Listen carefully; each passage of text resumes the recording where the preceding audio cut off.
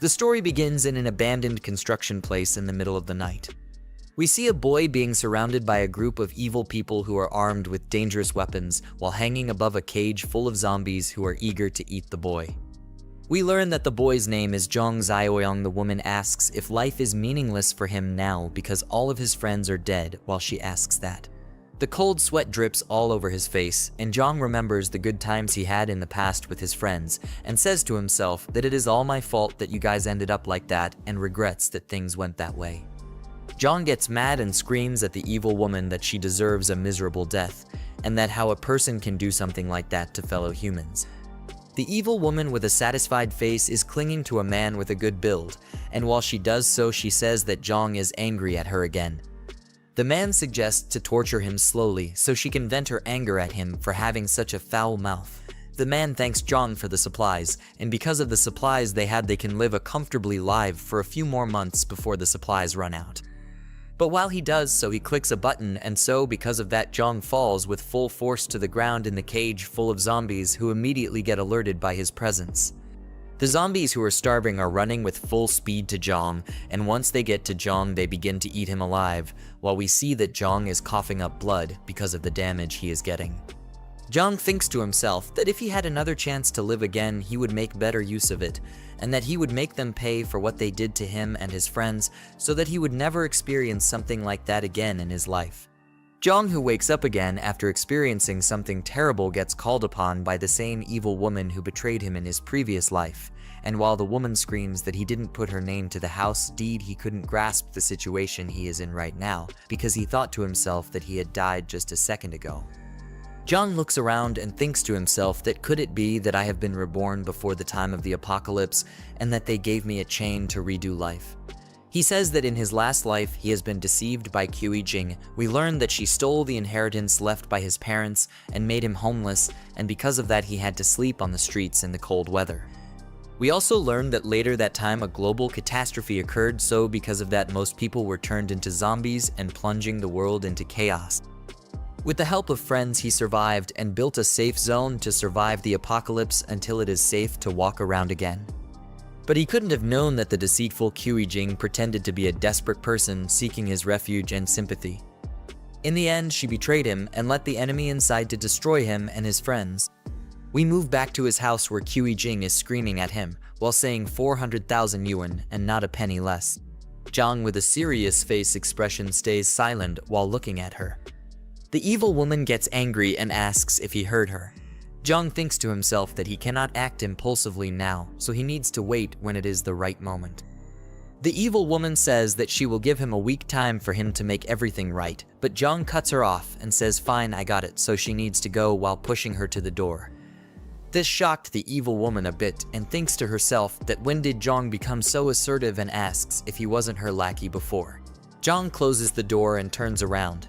But while he does so, he looks at the clock and thinks to himself that he must prepare for the impending apocalypse that is going to happen in a month's time, because if he doesn't, the same will happen like last time. Jiang gets shocked, and we see a system alert saying the apocalypse system is now active. We also see several system missions saying own a piece of land to get 10 points as system rewards for completing the mission. Jiang asks in a surprised tone what those points can be used for once he completes a mission and how he will be able to use them. We learn that there is a system store displaying different types of items which can be bought with system points he earns from mission rewards. We learn that in his previous life, he saved every penny he got to save up for the evil's woman bride price, which left him malnourished.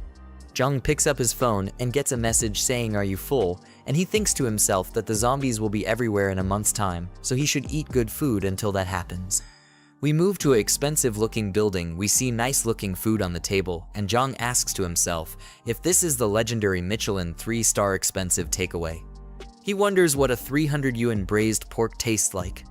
While he puts the food in his mouth, his face expression turns into happiness after trying it. Then he screams that the food is unbelievably delicious.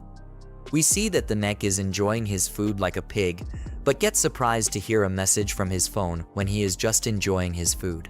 We see that he is being called by the friend of the evil woman. He thinks to himself if that manipulative woman cried to her friend again, and sighs at the view of the name on the phone.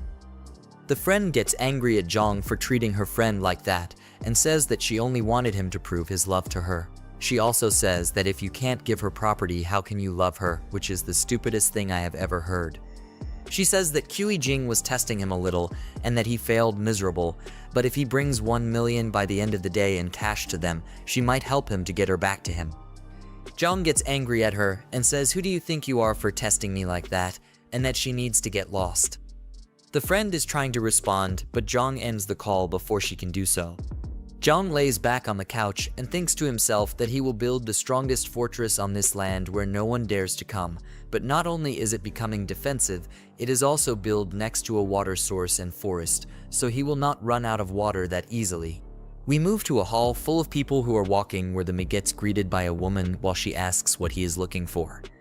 The MIG tries to respond to the woman, but gets cut off by a man who we learn is the real estate manager of this place.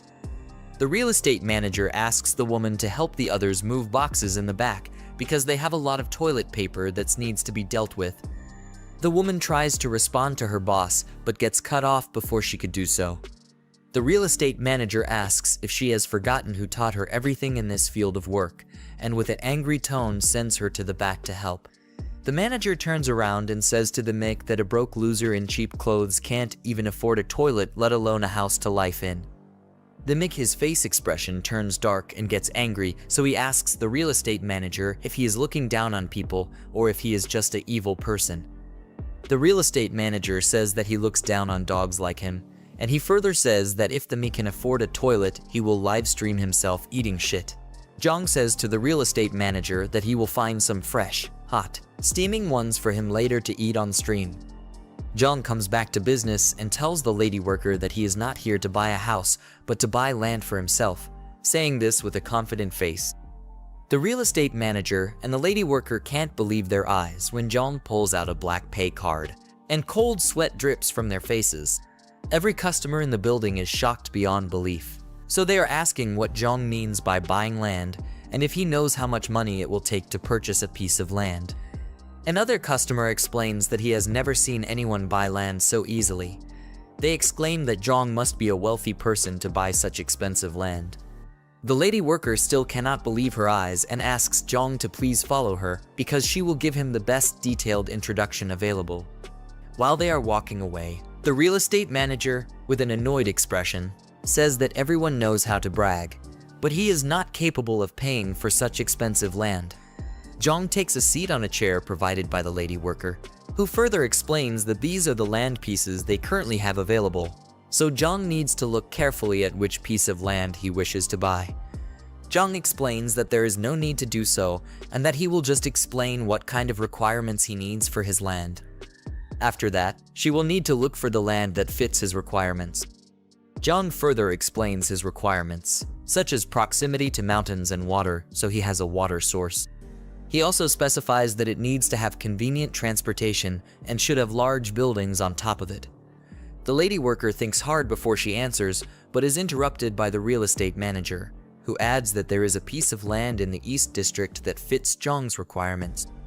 The lady worker asks in a surprised tone why he suggests the East District, as there are still unfinished factory projects there and they cannot sell such land to a client. The real estate manager becomes angry and says that this broke loser's requirements are outrageous and that he is not here to buy an expensive piece of land, but to cause trouble for them. Jiang is surprised to hear that there is a piece of land that fits his requirements and asks the lady worker for confirmation.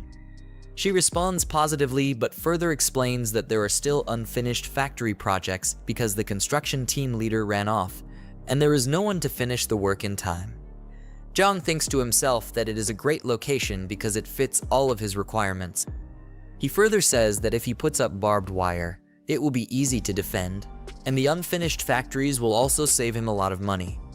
Jiang tells the lady worker that he will take that piece of land and would like to make a contract now so he can pay right away. The lady worker takes the papers back from Jiang and says in a scared tone that they are sorry for offering something like that. However, after she hears his response, she gets a shocked expression on her face and asks Jiang if he really plans to buy land with unfinished projects. Jiang confirms that he does and says that someone is waiting to eat some fresh poop later, so they should hurry with the contract and down payment. While the real estate manager is sweating cold drops of sweat, A while later, we see the real estate manager holding a receipt and saying that it is impossible.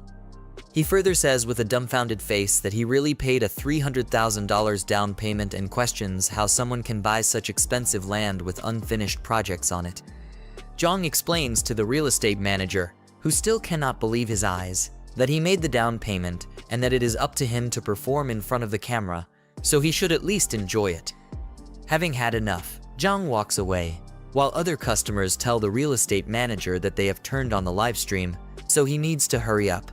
Another customer adds that his stomach doesn't feel good, but promises that it will be fresh for him.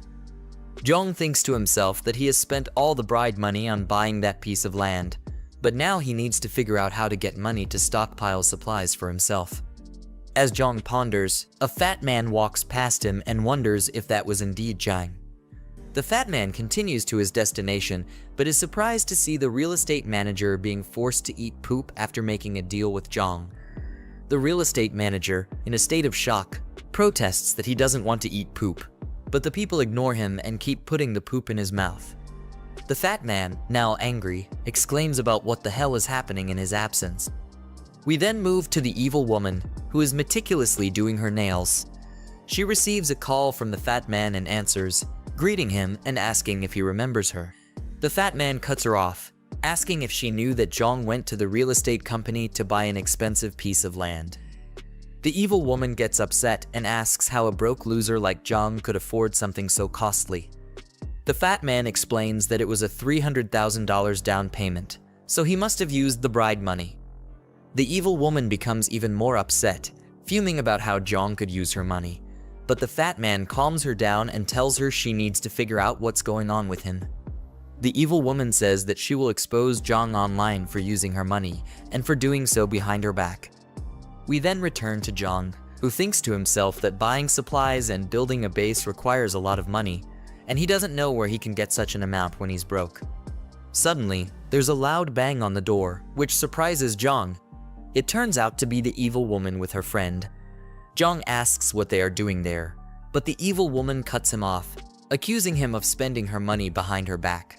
Jiang is dumbfounded and asks what she means, but the evil woman insists that she knows everything, including how he used her bride money to buy a piece of land, and since it was her money, the land now belongs to her. Jiang becomes angry and asks if she has suddenly gone crazy. He explains that he has plenty of money while slapping her with a stack of cash. As the evil woman looks on in disbelief, Jiang makes it clear that he will never give her anything and asks if he's dumb for knowing that she has been having an affair with the fat man for a long time. The evil woman begins to sweat coldly, wondering how Jiang found out about the affair.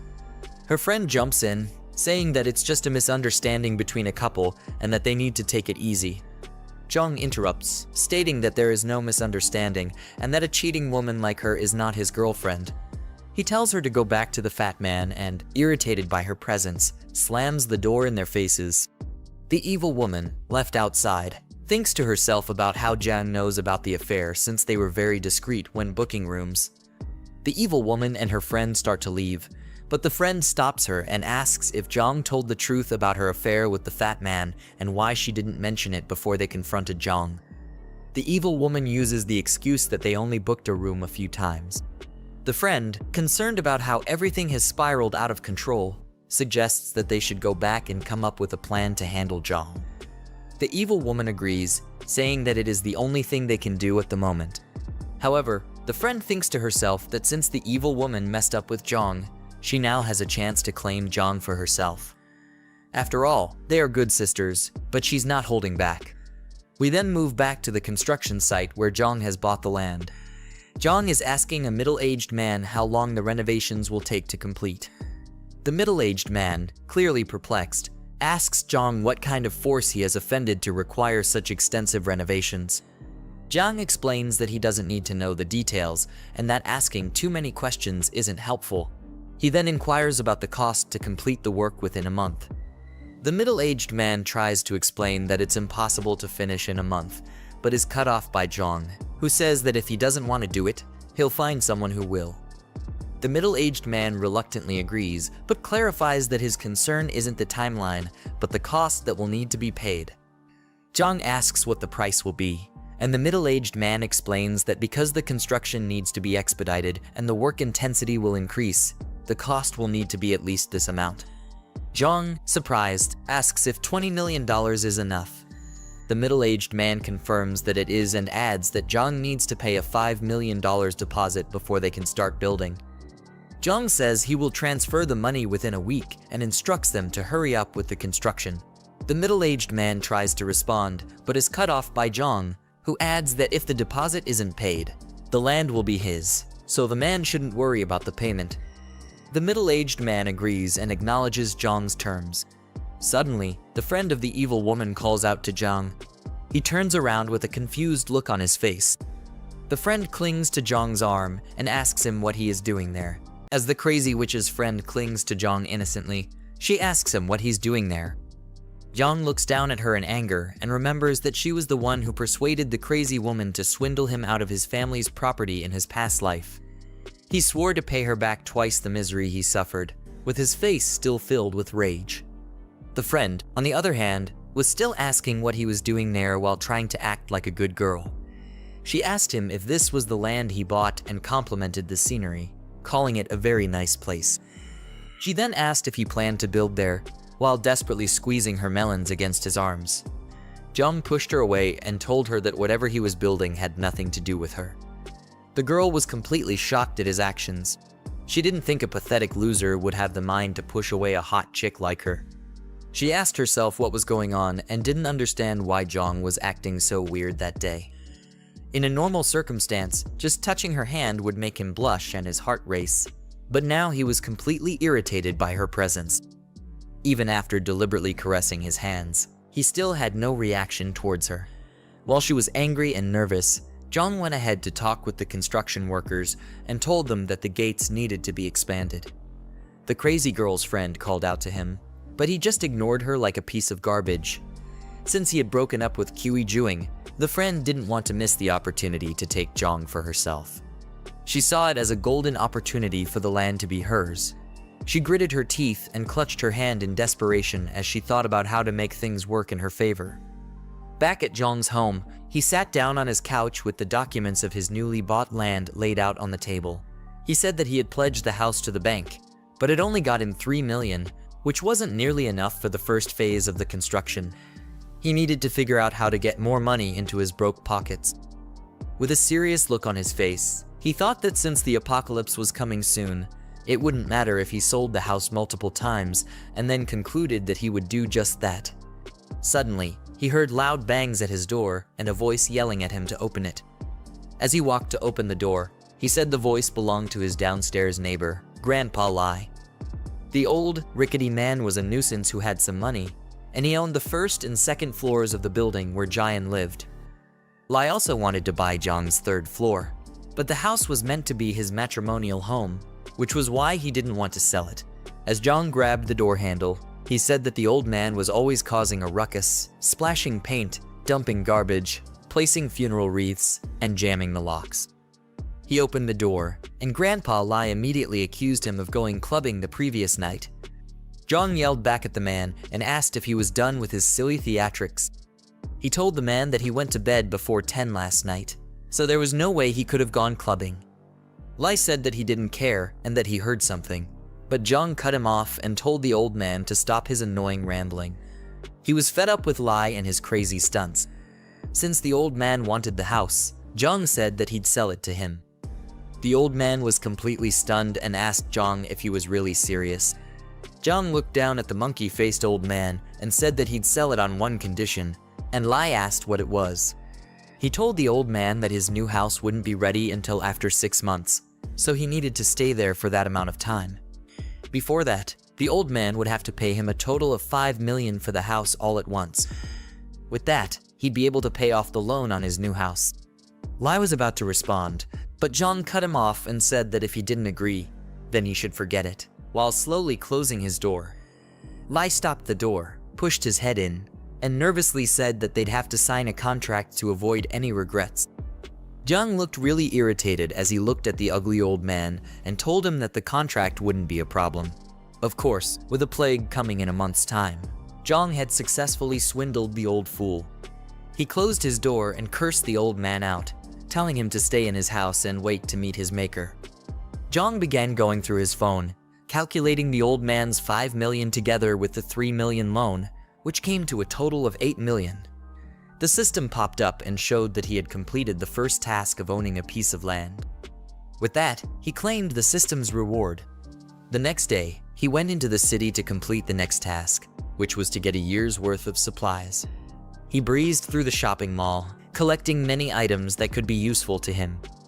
The people there thought he was deranged, and some even said the foolish boy should be avoided. They all stood and watched him as he filled numerous carts with supplies that would last him a year. They didn't understand what he was going to do with all that stuff, and some of them even called him a pathetic idiot who believed in doomsday rumors. Jiang wasn't bothered by their comments because he already knew what was coming. By the time he had gathered all the items, the task was completed, and the system rewarded him with 10 points. As he looked through the system store, he thought about how enhancing attributes would be useful during the apocalypse, but he was too broke for that. The protagonist's supply box was the best thing for him to get with his 10 points. Jiang had a pumped-up look on his face as he convinced himself to get the protagonist's supply box and expand his advantage immediately.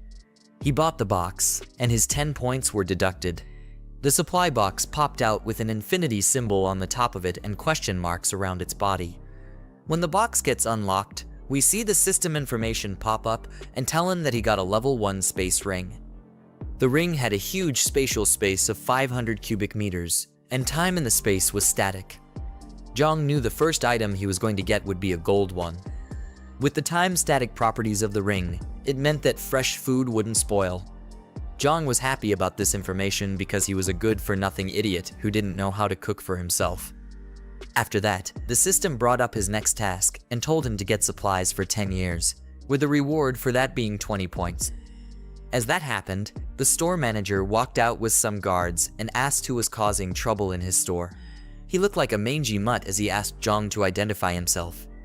Jiang recognized him as Yang Tao, his middle school classmate, and a dumb lackey of the school bully, Zhang Shengzhi. Yang always liked to bully weaker people, but couldn't stand up to those stronger than him.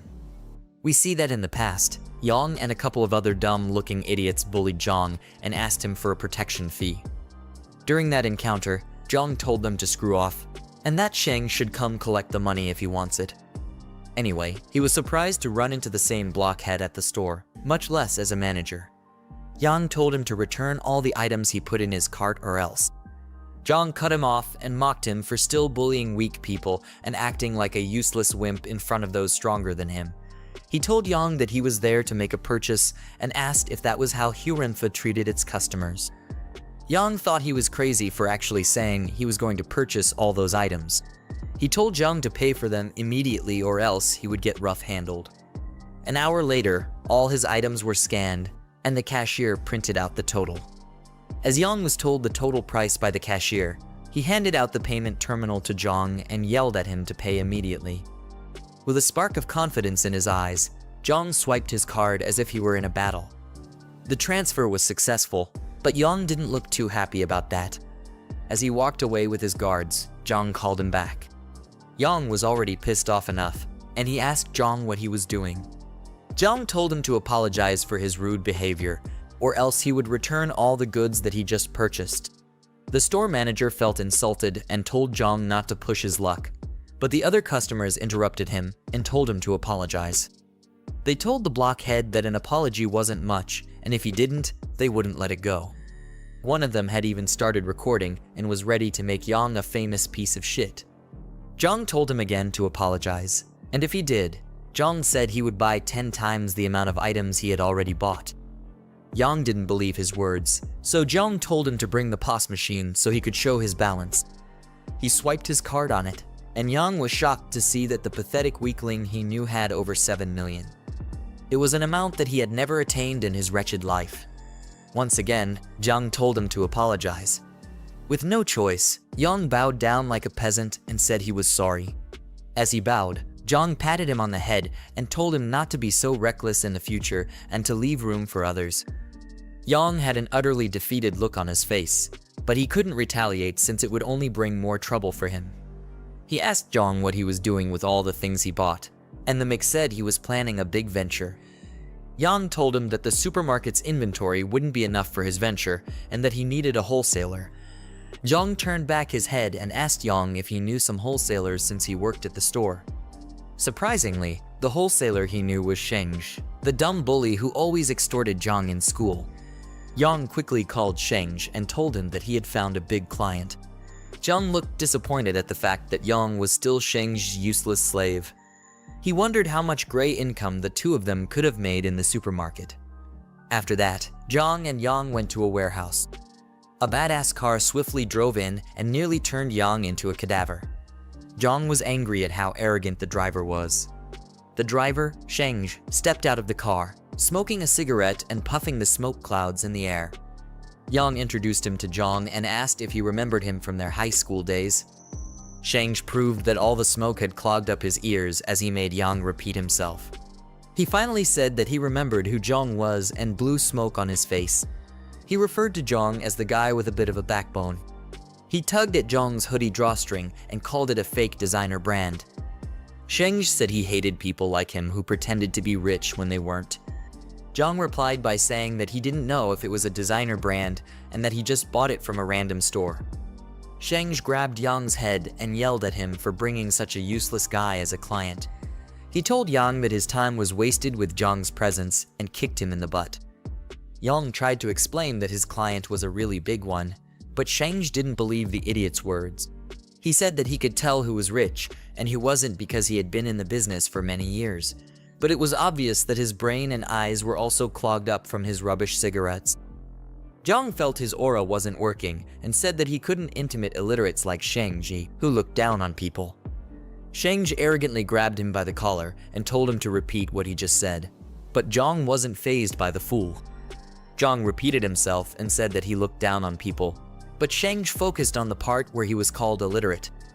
Jiang took it that he didn't mind being told that he looked down on people. Jiang then tried to calm down the situation and said that Sheng's sore spot was when people called him illiterate because he really was one, and he hated being called that the most. Sheng kicked him to the side like a trash can and told him to shut up since he could talk so well. Then he threatened Jiang by saying that he wouldn't leave there standing if he didn't buy a truckload of goods. Jiang whipped out his phone and told the dumb bully to stop tugging on his collar and show him the account he was going to pay to.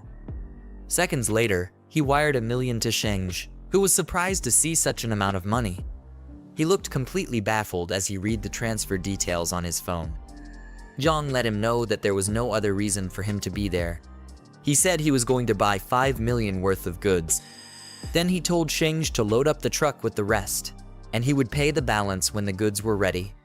Sheng asked him what kind of goods he wanted, and he replied, saying it was rice, salt, and basically anything that was edible or drinkable. He wanted it all. Then Sheng, with a sly smile on his face, told Jiang to follow him. Unknown to Jiang, Sheng planned to give him a batch of food that was nearly expired. They went into the warehouse, where it was filled with barrels and crates of different kinds of supplies. Sheng offered to give him a 10% discount if he took the whole batch. He was going to stoop to any level to get the goods off his hands. Jiang told him it would depend on the quality of the goods as he walked towards the crates. He got to one of the crates, picked up a brown bag, and began to analyze the item. Looking closely at it, he told Sheng that everything was nearly expired, except for the outermost layer. Jiang called him a shrewd man for trying to set him up like that. Sheng was surprised that he was able to figure it out. Caught between a rock and a hard place, he then offered Jiang a 50% discount. Jiang told him that there was no need because he was only using the $5 million to buy the best quality goods. He then said that he had other plans for the expired goods, and Sheng wondered what this crazy guy was talking about. Jiang was going to take the nearly expired goods at the 50% discount, but the payment would arrive a month later. Sheng asked what would happen if the goods expired, and he didn't get his payment, but Jiang assured him that he would mortgage his house to him if that happened. Sheng was still curious as to why someone would buy that many nearly expired goods. He asked Jiang what his channel was, to which Jiang replied that the channel was himself. Jiang told him that even expired goods would be worth a fortune in a few days, as he tapped Sheng's shoulder. A cold sweat ran down Sheng's face, and he looked like he had already shit on himself. With a shaky voice, he asked Jiang what he meant. But Jiang told him to stop asking questions and just deliver the goods, and that he would send him the address later. Jiang suddenly got a call, and the voice over the phone asked if he was selling his second-hand house. As he left to take the call, he told Sheng that he had other matters to attend to and that he should take care of the food. He then walked out of the warehouse. Yang, who had been a complete nuisance, asked Sheng if he had scammed him. But Sheng wondered how Jiang was doing so well since his family was short of anything special. Jiang got back home and met Grandpa Lai. If you guys want the next part, then complete the aim of 100 likes and 100 subscribers. If you complete that, then I will upload the next part. Otherwise, I can't upload it. Who gave him a bag full of money as a deposit. The old man accepted his condition to leave the house in 3 months and asked to sign the contract immediately. Jiang just looked at the old fool and said that he didn't even inspect the house before making a deposit. He was puzzled as to why Lai was so desperate to get the house and asked the old man why he was in such a hurry. Lai, with a sad look on his face, told Jiang that his granddaughter needed to transfer schools, so they urgently needed the house for residency. He had been looking around the area, but only Jiang's house was up for sale, and he begged Jiang not to back out of their deal. Jiang called out the silly man's honesty and asked if he wasn't afraid that he would raise the price after hearing what he just said. Grandpa Lai was shocked at Jiang's words, and he looked like he could have had a heart attack at any moment. He told Jiang that buying the house would cost him their entire family's savings, but Jiang assured him that he wasn't going to back out. After that, they signed the contract, and Lai was relieved that his granddaughter wouldn't have to sleep in the streets like a gutter rat. He bowed like a peasant before leaving and left Jiang to attend to more important matters. As he left, Jiang thought the old man's kind and honest traits would be his doom during the apocalypse. He quickly stopped the man for a second and asked for Lai to give him the address of where he currently lived. The next day, Jiang returned to the construction site to see how his new place was coming along. As he got there, the construction manager asked for the second batch of funds like a hungry ingrate, but Jiang told him that he would transfer the funds soon. The construction manager showed him around the place as they walked inside the building and said that it was between 70 and 80% complete. They stood under the reinforced doors and walls, and he assured Jiang that they were absolutely safe. Jiang asked about the warehouse and was told that it had already been cleaned up and was ready to be used. With that information, he called Sheng with a happy look on his face and told the dumb bully to bring the goods. Moments later, workers began to fill up the warehouse with boxes of supplies. They happily did their work because their boss was paying each person a lot of money. They were a bunch of broke fools, and they needed some way to sustain themselves in their miserable lives, which was about to be cut short by the apocalypse. They commented on how the place looked like a shelter and said that rich people really valued their lives. Jiang directed them and told them to make sure that the perishable goods were stored separately.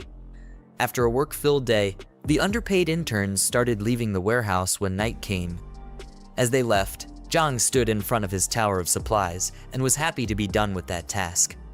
The system showed that he completed the task of acquiring 10 years worth of supplies and rewarded him with 20 points. As Jiang looked through the system's store, he noticed that there was a new box item there. It was a box that would give him an awakening ability. Jiang was happy at the fact that he would be able to gain abilities before the dawn of the apocalypse since he was a good-for-nothing weakling. He quickly purchased the box, and it gave him the ability known as the Mind's Eye. It would help to detect if another party was hostile or had harmful intentions. Jiang said that it was one of the most useful abilities in the early days of the apocalypse. He would easily be able to tell friends from foe and deal with them accordingly. After that, the system popped his next mission, which was to arm himself. Jiang had a mischievous look on his face as he said that was what he had in mind. It was nighttime at the market, and all sorts of vendors and customers could be seen prancing about, looking for the next best rare item to purchase. For a bunch of fools who were clueless about the apocalypse, everyone there seemed to be eager to get something important. Jiang walked through the streets of the market as he listened to the idle chatter of everyone around. Customers were trying to determine if items were real or fake, and the vendors were tired of dealing with annoying idiots. They all had stern looks on their faces, as if they were all trying not to be intimidated. Jiang's attention was caught by someone who was trying to haggle like a thief. The customer wanted an item for 300 bucks, but the vendor couldn't believe the sheer stupidity and asked who did business like that. When he turned back, he saw that the idiotic customer was none other than Lai Shuxing. The fat piece of shit was trying to bring the price of an item from 2,000 to 300. He threatened to leave if the vendor wasn't going to sell it to him at that price. The vendor, trying his best not to punch the idiotic fool in the throat, was trying to calm things down so that they could come to an agreeable price. Eventually, he agreed to sell it to Shuxing at that ridiculous price, just to get him to stop yelling. One of the random people on the streets looked at the vendor as if he were a complete noob who had no spine to stand his ground. Jiang was curious as to why Shuxing was buying fake bracelets on the black market. For someone who likes to brag a lot, Shuxing was nothing but a cheapskate and a silly one at that. He called his crazy ex-girlfriend, Hui Jing, a fool for falling for a scam. The way he stared at Shuxing showed that he was irritated by the guy's presence. He went back to looking for more items and saw a display of fine swords and machetes. Each blade looked like it could take anyone's head off with ease, but it wasn't just him who stared at the blades with such intent. There were other people passing by who seemed to like slicing and dicing things. Jiang smiled and was happy that he found what he was looking for. He met with the vendor and began examining the blades. With the way he held one of the blades, you'd think this nincompoop actually had experience as a swordsman. Jiang asked the vendor if he had any hard stuff there, and by hard stuff, I'm pretty sure he wasn't talking about their sausages.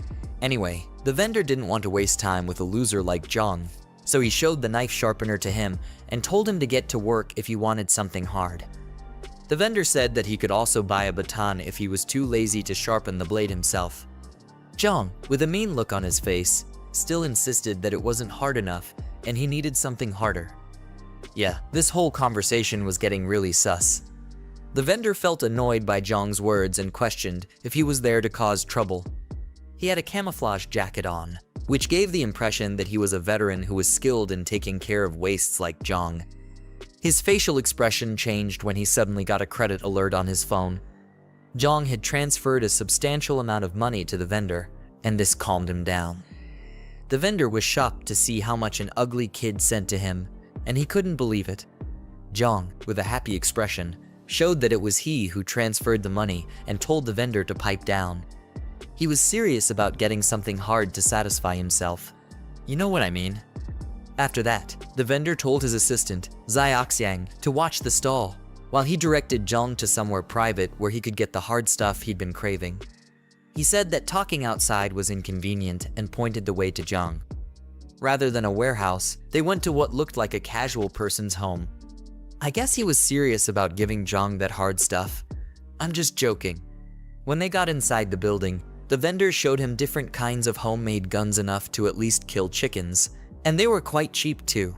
The ammo and gunpowder were also cheap, but Jiang said it still wasn't good enough for him. At this point, the vendor thought Jiang was just an annoying crackhead. The look on his face said he was tired of dealing with such an annoying customer. He then showed Jiang a replica revolver, and its performance was almost the same as an active duty handgun. Regardless, it was still stupidly cheap. It was obvious he was trying to sell cheap stuff and keep a huge amount of change for himself. Jiang was furious as he looked down on the vendor and told him that it still wasn't acceptable. He had paid the vendor a lot of money, so all this cheap stuff only got him irritated and upset. He told the vendor that the 200,000 that was sent was just a prepayment. The vendor thought this sick kid had lost his mind, but Jiang, with a stone look on his face, said he was buying weapons worth 2 million. What kind of apocalypse could this loser possibly be preparing for? The vendor had to ask what he did for a living because no normal person would come to purchase that much heavy weaponry. He was probably scared for his meager life as well and didn't want to get on Jiang's bad side. Jiang basically threw his question aside, saying that it was his subordinates who usually handled trivial matters and the vendor didn't need to ask many questions. Seeing how serious Jiang was, the vendor went to lock the doors and close the windows to make sure no one could see or hear them. Luckily, Jiang didn't get defiled after that. The vendor told him that he had come to the right person. He whispered to Jiang that he would give him an address and also told him to write a list. Jiang was to go to the location the day after tomorrow at midnight to complete the transaction, and he was meant to bring cash. As he left the building, he heard the fat fool, Shuxing, calling his name. Just the sound of the idiot's voice made Jiang look like he was going to throw up. Shuxing was surprised to see him on the black market and said that must be why he had been spending lavishly recently. The foolish degenerate obviously wanted all that money for himself. He also called out Jiang for ignoring Jing and also said that his family must have had some heirlooms. If you guys want the next part, then complete the aim of 100 likes and 100 subscribers. If you complete that, then I will upload the next part. Otherwise, I can't upload it. He assumed Jiang was there to sell off his inheritance and said he had been watching too many marketing accounts recently, in a mocking tone. Jiang didn't even look bothered by Shuxing's degrading statements. Rather, he saw it as the perfect time to test his mind's eye ability. He activated it, and a blue flame surrounded his eye. He was able to see different icons on the top of the vendor and Shuxing's heads. The icon on the vendor's head looked friendly, while that of Shuxing showed he was definitely an enemy. Jiang was glad that the ability worked as expected. He turned back and began to mock the fat piece of garbage, saying that he must have tricked Ku Jing by buying fake and second-hand goods in order to clap her cheeks. Jiang said that she was just his second hand, who was worth the fake items. Shuxing was infuriated by Jiang's words, but he made no attempt to deny that he was a broke loser who had to buy cheap items to clap a girl. The vendor asked Jiang if they knew each other, and Jiang said that the fat fool was an enemy. Thanks to the money he was offered, the vendor began acting like Jiang's silly lackey and said that he'd handle Shuxing, while Jiang went ahead to handle other matters. The rest of his dumb friends came out to tag along in the drama, and Jiang told him not to kill the fatso since he still had plans for him. Shuxing was already shaking like a chihuahua as the goons slowly walked toward him. He tried to put up a tough attitude, but it was no use. The arms dealer swung out a baton, which made Shuxing try to negotiate with them. The proud fool was now a sacred wimp, and he had probably pissed on himself. The arms dealer and the rest of the goons gave Shuxing the beating of a lifetime. Laying defeated on the floor, Shuxing swore to get back at Jiang for humiliating him. 2 days later, in the dead cold of night, Jiang unveiled his new guns, which were delivered in a truck at his warehouse. With his new arms acquired, his task was complete, and he was awarded 10 points by the system. As a bonus reward, he was also given 2 physical enhancement potions. Rather than an actual potion, it was basically just a syringe, which meant that the system was obviously forcing this guy to do drugs. Anyway, Jiang noticed that the potion's effectiveness was as good as the one in the store. He brought out one of his hands and lifted the other in the air as he got ready to inject it into his body. As he used the potions, he gritted his teeth in pain, and his eyes went completely white.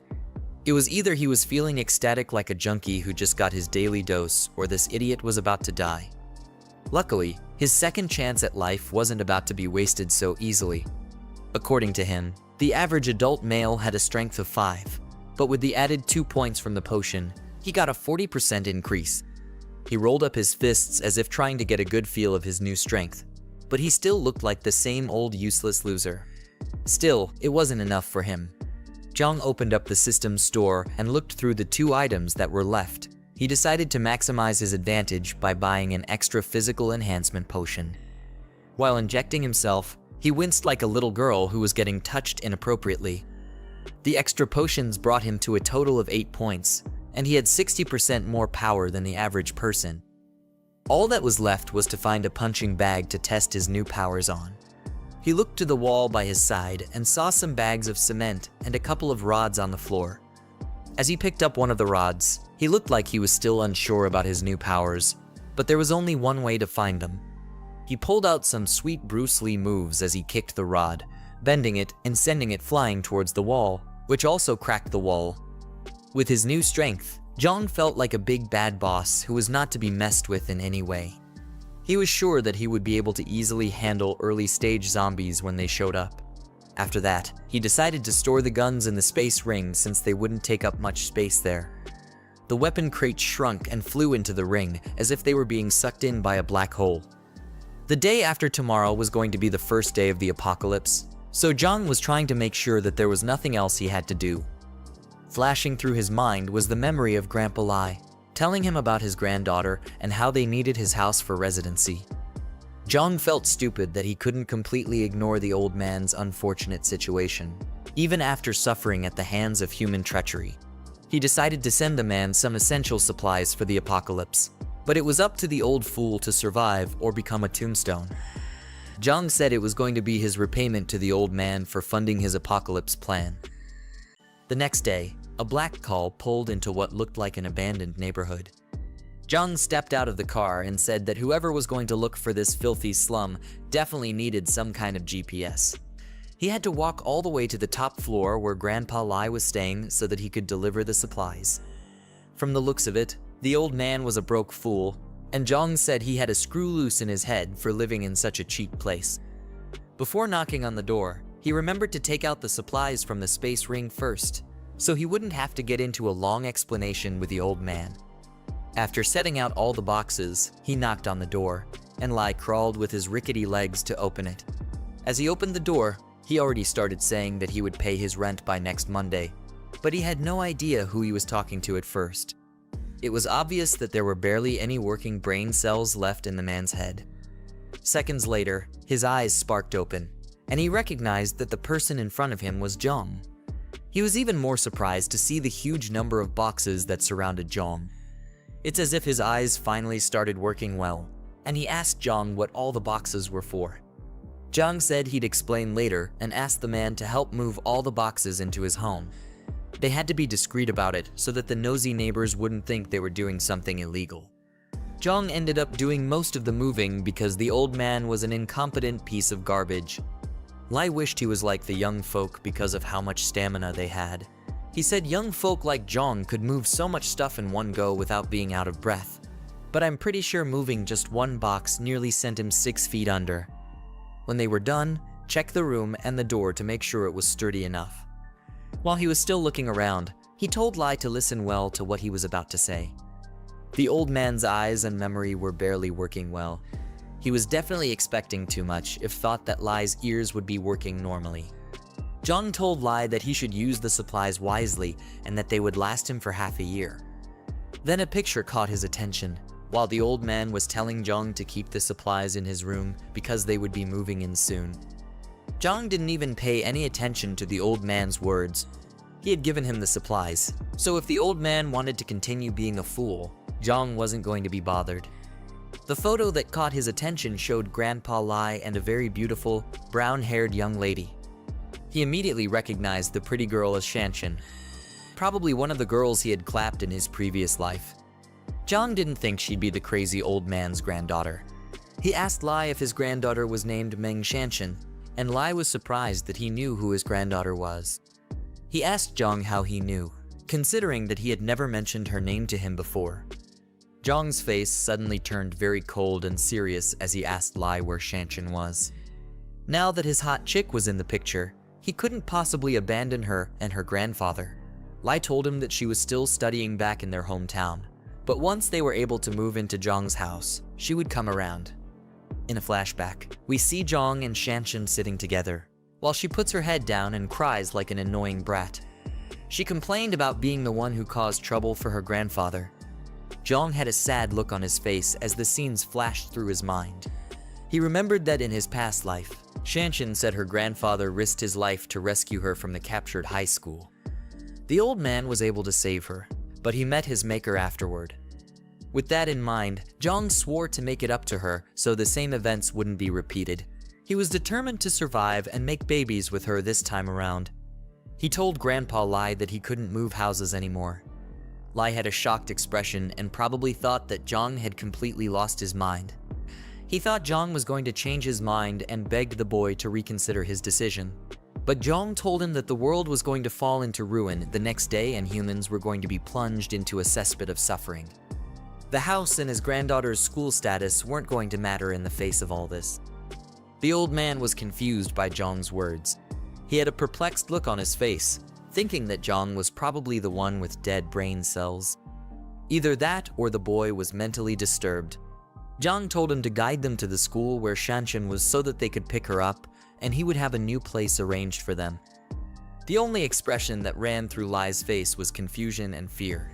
He told Jiang that he sounded like a deranged idiot, and that he had no idea what Jiang was talking about. This wasn't making things easy for Jiang. He needed to look for a way to explain things to the stupid old man, but he was too old to understand anything, and they were running out of time. He had a very worried expression on his face as he thought about how to handle this. He began to explain the concept of hunger to the old man, something the broke fool should have been quite experienced with. Jiang explained how miserable and terrible the people in the famine era would be. Grandpa Lai didn't understand how such a tragedy could befall those in such a peaceful and prosperous world. He didn't believe such a thing would be possible in their time. With no other choice, Jiang pulled out his ring and sucked all the supplies back into the spatial dimension. The old man was frightened as this happened, and he didn't even know what to say. In the blink of an eye, all the items were gone from the room. Lai asked him what happened to the items and assumed it was some kind of dark magic.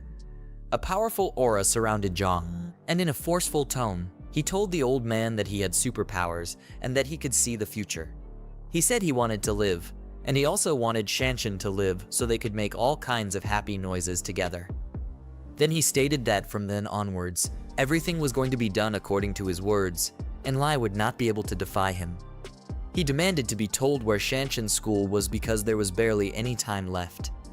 They left the house and got into Jiang's car. If you guys want the next part, then complete the aim of 100 likes and 100 subscribers. If you complete that, then I will upload the next part. Otherwise, I can't upload it. But Lai was still looking at him as if he were an insane villain. They sped through the streets and quickly arrived at the school. Jiang asked the old man if he knew Shanshan's class and dormitory. Luckily, the old man knew, which made him quite useful. I can't imagine the horrors Jiang would have put him through if he decided to be incompetent. They hurried to wherever she was, with the clock ticking away fast. Meanwhile, in the middle of the school, we see a bunch of delinquents harassing a girl for some silly reason. The girl who was being harassed was Shanshan, and she was getting whooped by some illiterate bullies because they were jealous that a guy liked her. Rather than trying to get some good Riz skills so the guy could notice them, they decided to take it out on the poor girl. Shanshan was looking bruised up, and she tried to explain that the guy, Zheng Xiaochen, was the one who liked her, and it was all one-sided. Sadly, the stupid bullies were too dumb to understand, and they thought she was just making excuses. They kicked her and pulled her hair to make up for their low self-esteem. They didn't believe that Xiaocheng was the one desperately trying to get into Shanshan's pants, and they felt she was silly for mocking him. Shanshan made some happy noises as her hair got pulled. I guess that's the kind of thing she was into. A voice called out to the stupid bullies and asked them what they were doing, but the girls looked unimpressed by whoever showed up. Luckily for Shanshan, it was Jiang and her grandfather who came to save her. One of the bullies recognized Lai as the useless grandfather. Shanshan was surprised to see her grandfather and asked why he was at her school. You'd think she'd be grateful to him for coming to save her pathetic butt. He screamed at the bullies and told them to let go of his granddaughter. Jiang, who stood behind him, looked like he was itching to give the stupid girls a piece of his strength. The other dumb-looking guys approached Lai, and they were holding knives and bats. They told the old man not to get into young people's business and he should stop meddling in their affairs. The blonde-haired leader walked up to him with his knife, but the old man stood his ground. Grandpa Lai rushed the guy with the knife and said he was mannerless for bullying his classmates. While they tussled, someone else was about to send Lai to the pearly gates with a bat. He swung down, aiming for Lai's neck, but Jiang caught the bat and saved the man from an early grave. Can you even call it an early grave? Jiang mocked the bully for being so young and learning how to be a thug. Of course, the bullies weren't fazed by Jiang's weak looks. They saw him as another pathetic, broke guy who was trying to act tough and assumed he was Shanshan's little brother. With one kick, Jiang sent one of them flying through the air like a frisbee. Thanks to that, the bullies took him seriously and said that he must have been trained, so they decided to gang up on him together. Their silly tactics didn't rattle Jiang, as he kept a serious look on his face. The idiotic bullies had no idea what they were in for. After circling around him, the one with the bat rushed and swung his weapon, but Jiang quickly ducked to avoid the attack. Thanks to his enhanced strength, his reflexes were off the charts as well. He grabbed the idiot by the collar and tossed him to the ground with one hand. That one quickly got his lights knocked out as his head slammed into the ground. The last one rushed Jiang with his dagger. Jiang weaved through the attack and kicked the fool to the ground, nearly sending him 6 feet under. After he was done dealing with them, the girls started shaking in fear and asked him what he was going to do with them. They thought they were about to get defiled, but their milk jugs just weren't Jiang's type. He slowly walked towards them and started smacking them around the place. He slapped one of them, and she couldn't believe that he would raise his hands on a woman. But to Jiang, she wasn't a woman. She was just an ugly gorilla who liked to bully others. The other one got her hair pulled, and she screamed for Jiang to let go of her. He suddenly pulled out a knife and held it to her neck. Tears filled her eyes, and in a shaky tone, she asked him what he was about to do. He quickly swiped the blade across her neck and gave her a befitting end. Jiang had a devilish look in his eyes after what he had just done. Shanshan and the other bullies couldn't believe their eyes. They didn't think he could have done something so horrid. Anyway, just to let you guys know that he didn't actually kill her. Yeah, I got you with that one. The girl knelt on the ground and cried out because Jiang had cut her hair. Any more cuts, and she would have been looking like a bald freak. To her, it was the worst possible fate she could have imagined. She yelled out in a thundering rage at Jiang, cursing him out and saying that she wouldn't forgive him for daring to cut her hair. Jiang looked down at the fool as if he were her god and told her that long hair would only drag her down. She didn't understand his words, and she was too angry to comprehend anything at the time. He told her that she would understand in a few days and that short hair might actually save her life. Just like that, he killed all hair-pulling fantasies she probably wanted to satisfy in her miserable life. With the girls dealt with, he called Shanshan and her grandfather and said that they were leaving. Shanshan was confused and asked where they were going. Moments later, they got into the car and left. In the car, Shanshan was shocked to hear that she wouldn't be going to school anymore. Her grandfather explained that there was going to be a huge famine soon, and because of that, there was no need for her to sit and listen to boring lectures anymore. They had to do their best to survive. While Shanshan was trying to understand Lai's crazy words, Jiang had a sly smirk on his face as he drove. He was most likely happy that he had secured someone he could feed his chocolate to, and he couldn't get the fantasies out of his head. On the other hand, Shanshan told Lai that he shouldn't be listening to scam calls because she thought the old man had completely lost his mind. Considering his age, she wouldn't be wrong.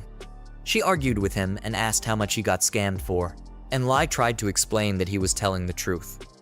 While the two continued arguing, Jiang was just happy to have Shanshan and promised himself to protect her this time around. Then he butted into their conversation and told Shanshan that he was the one who informed her grandfather about the famine and it wasn't a scam. She was just surprised that the idiot could actually talk. Then she nervously asked who he was. Jiang introduced himself and told her that she could call him Brother Yang. Shanshan then thanked him for dealing with the bully, Sun Y, and teaching her silly bunch of stupid lackeys a lesson. Jiang told her not to worry about the fools because they barely had many days left in their useless lives. Shanshan was confused and asked what he meant, and if there was really going to be a famine. Then Jiang told her that he used the concept of famine to explain the situation to Lai's deteriorating brain. Shanshan was glad to hear that because she was sure that there couldn't be a famine in such peaceful times. But he burst her bubble by saying that it was the apocalypse that was actually coming. Now, she was even more nervous as she exclaimed the word apocalypse in confusion. Jiang claimed that the time was right and told her to check her for short videos and the news. He said if nothing unexpected happens, she should start seeing signs of the situation. Shanshan quickly picked up her phone and came across the news of someone with rabies who was biting others like a mad dog. From her phone, you could see some officers trying to hold down the despicable zombie-like person as he struggled to break free. More news came up about a strange smog, and they highlighted that it had a strange smell. Kinda like Jiang, considering that the piece of garbage hasn't showered since the beginning of this book. More screams could be heard from Shanshan's phone as people complained about getting bit by others. Her face was struck with fear. She couldn't believe the horrific events that had started to take place and thought it must have been a dream. She was completely shocked to hear Jiang say that these were all expected events and that they were signs of the beginning of the apocalypse. This idiotic girl still stupidly asked if there was really an apocalypse, even after seeing the signs on her phone. I guess stupidity runs in her family. The next day was going to be the first day of the apocalypse, and the toxic smog would cover several provinces, including Province B. The unknown toxic smog was going to affect all living creatures, and chaos would be slowly unleashed in the world. Slowly, a significant portion of humans would be turned into repulsive, brain-dead zombies, and everything would fall into ruin. People would try to run for their meager lives, but their efforts would be completely useless. Eventually, the zombies would catch up to them and turn them into a McDonald's Happy Meal, eventually turning the innocents into filthy zombies as well. Jiang said that Shanshan should obviously know what zombies were. She obviously did, but the whole story was still too unbelievable for her. Being popped out of school to being told about an apocalypse was the last thing she expected in her life. While they were stuck in a traffic jam, Jiang told her that she would believe everything in the coming weeks. By then, she would cling onto his sausage like a desperate ex-girlfriend because he would be her only saving grace. Jiang was pissed about the traffic jam and noticed that even the emergency lane was stuck as well. Grandpa Lai was worried, so he asked Jiang what they would do if the zombies caught up to them in the traffic jam, but Jiang said that it wasn't that urgent yet. But he started to think about it and the possibility of a small outbreak occurring while they were trapped there. While he was thinking about it, some crackhead driver tried to cut in front of his car. Jiang blocked him but suddenly slammed the brakes, nearly sending the old man and Shanshan flying through the windshield. If you guys want the next part, then complete the aim of 100 likes and 100 subscribers. If you complete that, then I will upload the next part. Otherwise, I can't upload it. Jiang was angry that the reckless driver was trying to cut into the emergency lane without a turn signal. He wasn't going to let the idiot get away with such tomfoolery, so he started driving like Vin Diesel in the Fast and Furious movies. The car kept trying to cut into the lane, but Jiang wasn't about that life. The stupid driver pulled up beside him and started yelling and cursing him out, but Jiang ignored the foolish ingrate. Lai tried to advise Jiang to let it go because the idiot looked like a rich and powerful person, but Jiang was ready for the worst. If the driver eventually wanted to step out and cause trouble, he was ready to beat him to a pulp. The traffic was over, and the cars finally started moving after being stuck for almost an hour. Shanshan noticed the reckless driver from before was still trying to cut in front of them, and she told Jiang to watch out for the fool. At this point, Jiang was enraged, and he was ready to send the idiot to the deepest depths of hell. The two of them got into a crazy road rage, and Lai begged Jiang not to stoop to such a foolish level. With the apocalypse already approaching, Jiang wasn't bothered about traffic rules anymore. He said that there was no need to be lenient with a stupid, reckless driver. He eventually broke free, causing the driver to nearly crash by the side of the road. The ugly fool got out of his car, cursed him out, and called the police, telling them to find the plate number of Jiang's car. He was probably another spoiled rich brat who loved to spend daddy's money recklessly. He swore to get back at Jiang and teach him not to mess with certain people. At nighttime, Jiang got back to his new safe house. As they stepped out of the car, Grandpa Lai and Shanshan were amazed at how massive the place was. Shanshan even said the place was a bit too much. It definitely won't be when she and Jiang finally get down and dirty.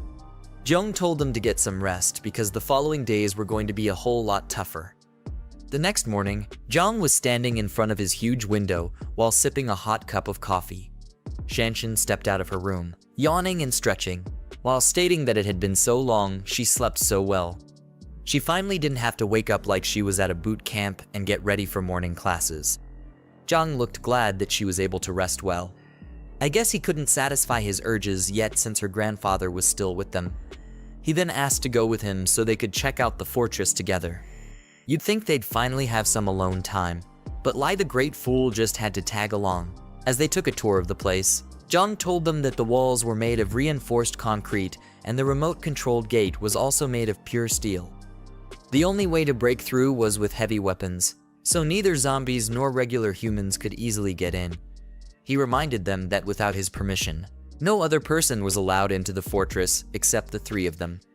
Shanshan asked whether they were going to let survivors who made it to the fortress just die like a bunch of wastes. He ignored her question and told her to follow him like a lost puppy. He explained how people's true intentions would be unpredictable during the apocalypse.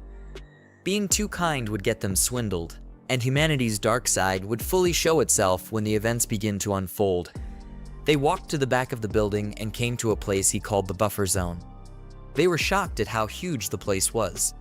We could see some lined up crates and a small building that was to serve as a shelter.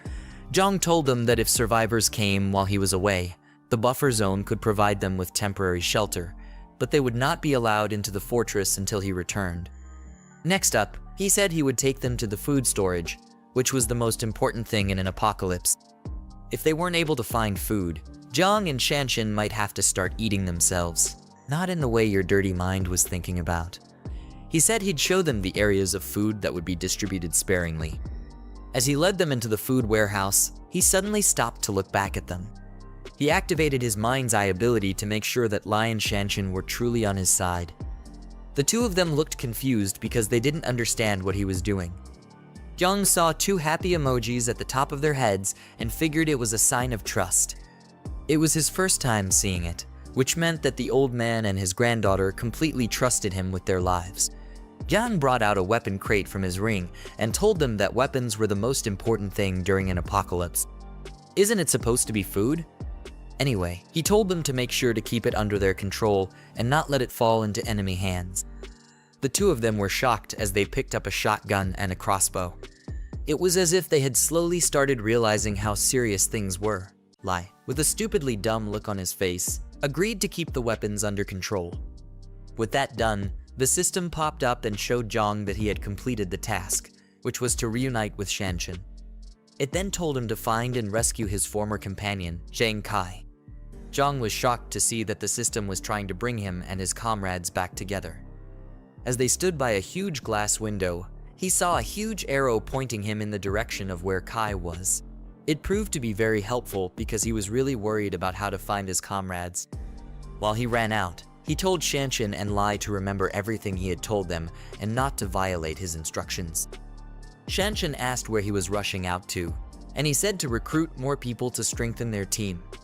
Somewhere in the city, at a KTV building, a group of ugly-looking guys were enjoying a karaoke session, and their table was filled with a crazy number of drinks. Two of the guys stepped out to go to the restroom. The fatso had to guide his gray-haired friend, who was probably too drunk to walk straight. He told his friend to eat slowly and not to choke. I hope it's not what I'm thinking. The gray-haired dude then told his fat friend that he would pack something for him to take back. It's definitely looking too suspicious between these two. When they were done with whatever the hell they were doing to each other in the restroom, they started heading back to meet up with the rest. The gray-haired guy mistakenly bumped into a girl who was walking with her man. He apologized, but the stupid man, feeling like it was a good time to show off his foolishness, kicked him and told him to watch where he was going. The gray-haired dude flew through the place, and his friend, who had never spent a single day in the gym, came to check if he was okay. We find out that his name is Zhang Kai, the companion who Jiang was looking for. Zhang Kai's friend yelled at the stupid man for hitting his friend just for a simple mistake. The man felt insulted that a fat piece of garbage was talking back at him and said that it was rare to meet someone who dared to try such. He grabbed the fatso by the collar and jacked him up. While Zhang Kai tried to apologize for the misunderstanding, he begged the guy not to hit his friend. Some loser who worked there stepped out of the restroom and saw the commotion that was going on. He was barely recovering from an upset stomach, and he caught a cold. He tried to calm down the fight, but the man just felt even more disrespected. He was really trying hard to show off to a girl that he had probably never banged. He told the worker that his boss wouldn't dare try to grab his clothes, but here he is doing the unthinkable. The unfortunate underpaid worker told Kai and his friend to leave while he dealt with the man. The man told the worker to call his boss and questioned how they had the audacity to disrespect him. He even threatened to throw the karaoke bar out of business. Kai and his friends ran like little wimps back to their companions, who asked them if they were chased by a dog. Kai explained that they bumped into a drunk fool when they left the restroom, and the man wanted to mess them up. Luckily, they got saved by the waiter. If not, they would have gotten really bruised up. One of the guys got angry that the fatso didn't fight back, saying that their mechanical engineering class had never backed down from a fight. It was obvious that he was the idiotic musclehead of the group, and he was always ready for a fight. He said he'd make a call to gather more of their brothers to take care of the thug. The brother with a white jacket looked at him like the dude had completely gone bonkers. Jiang Kai told him to stop showing off because they were graduating in less than a year, and the last thing they needed was more trouble on their hands. He told them to enjoy the music and keep dancing. Sadly for them, the thug walked into the place with more of his retarded lackeys and the waiter, who looked like he was barely conscious. Jiang Kai and his crew were shocked to see the pitiful state of the waiter. The idiotic thug pointed towards them and told his goons to teach them a lesson. Jiang Kai and his friends got rounded up, and they were made to kneel with their hands behind their heads. The waiter, on the other hand, was seriously shaking from the pain he was in. The stupid musclehead demanded to make a call, but instead got a bottle smashed on his head for speaking when he wasn't allowed to. He started bleeding from his head, and Jiang Kai screamed his name, Chen Chong. All this was just because a foolish thug wanted to show off to an ugly girl who looked like a troll. Meanwhile, Jiang arrived at the karaoke bar, but was completely clueless as to what was going on inside. The butlers at the door ushered him into the venue as he said that the world was ending and his friend still had the mind to sing. If you guys want the next part, then complete the aim of 100 likes and 100 subscribers. While the music was going on and the lights of the club were still spinning, Chong was bleeding from his head like a waterfall after one of the thugs smashed his head with a glass bottle. The thug still held the broken bottle as if he were prepared for another round, while Jiang Kai called out to his bleeding friend. The foolish guy who was doing all these theatrics for his ugly girlfriend asked her if she was feeling better after seeing him display the traits of a deranged idiot. He put his arms around the girl and tried to get a good feel of her arms, but she wasn't impressed by his lame heroics. The girl was more pressed about how her nail polish looked as she asked him what was there to feel better about. She told him that he wasn't even dealing with the actual person who bumped into her. The thug, with the brain of a buffoon, turned his attention to Jiang Kai. He held the broken bottle to Jiang's face and slowly approached him. The girl still showed no signs that she was the least bit impressed with all this tomfoolery. Meanwhile, Chong was slowly getting up and trying to recover from his bleeding head. Out of anger and frustration, he quickly reached for an ashtray and wanted to use it to make the thug pay for nearly sending him to his maker. He tried to smash it on the guy's head, but the other goons held him back. One of the brain-dead thugs called him a little punk and mocked him for being foolish enough to try and fight back, given his unfortunate circumstances. Chong struggled to break free, but it was no use because he was too much of a weakling to them. The thug, who was nothing but a simp, felt irritated and angry that Chong was bold enough to try and fight back. He didn't expect him to have so much guts, and he gritted his teeth fiercely in anger. As the other goons held Chong down, their leader smashed another bottle on Chong's head. Yeah, he definitely can't be coming out of this one.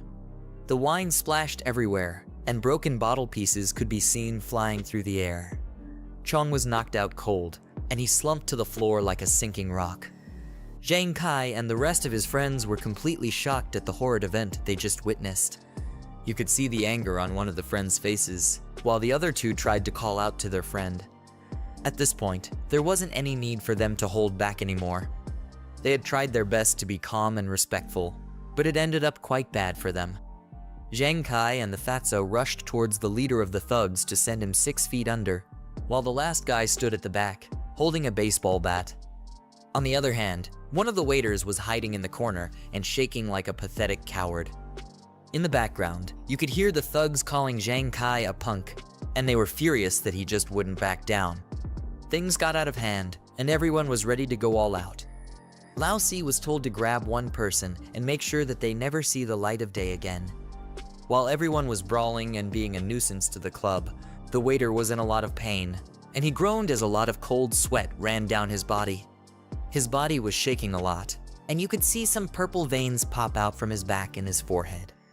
It was like he was slowly having a bad mutation of the Hulk. At the same time, Jiang Kai was dishing out knuckle sandwiches to all the idiots who tried to mess with him and his friends. He swung hard at one of the goons, but the guy was quick enough to dodge, while another person was coming at him from behind. The waiter, who was shaking like a junkie earlier, now looked completely possessed, with blood dripping from his eyes. His eyes had gone completely white, he was sweating profusely, and he was drooling like a hungry beast. As he looked at the bunch of fools who were fighting, all that ran through his mind was how good they would taste once he got a bite. He roared out like a filthy beast and rushed to join the fray. Whatever caused him to mutate made him run at an inhuman speed, but it was probably at the cost of whatever was left of his brain. The waiter, who was now a mindless zombie, quickly grabbed one of the thugs and forcefully held onto him. The thug tried to break free, but the zombie displayed a terrifying level of inhuman strength. The filthy thing quickly took a bite of the thug, who was now in agonizing pain. The dumb girl, who was the cause of all this mayhem, screamed in shock as she saw the zombie take a large bite out of the guy. The thug called the waiter a dog and tried to get him to let go, but it was hopeless for him. He then called out to his guys so that they could help him. A man who was watching the whole thing couldn't believe his eyes. It was as if he had been thrown into those horror movies, and he was the side character who was completely useless. All he could do was put his hands behind his head.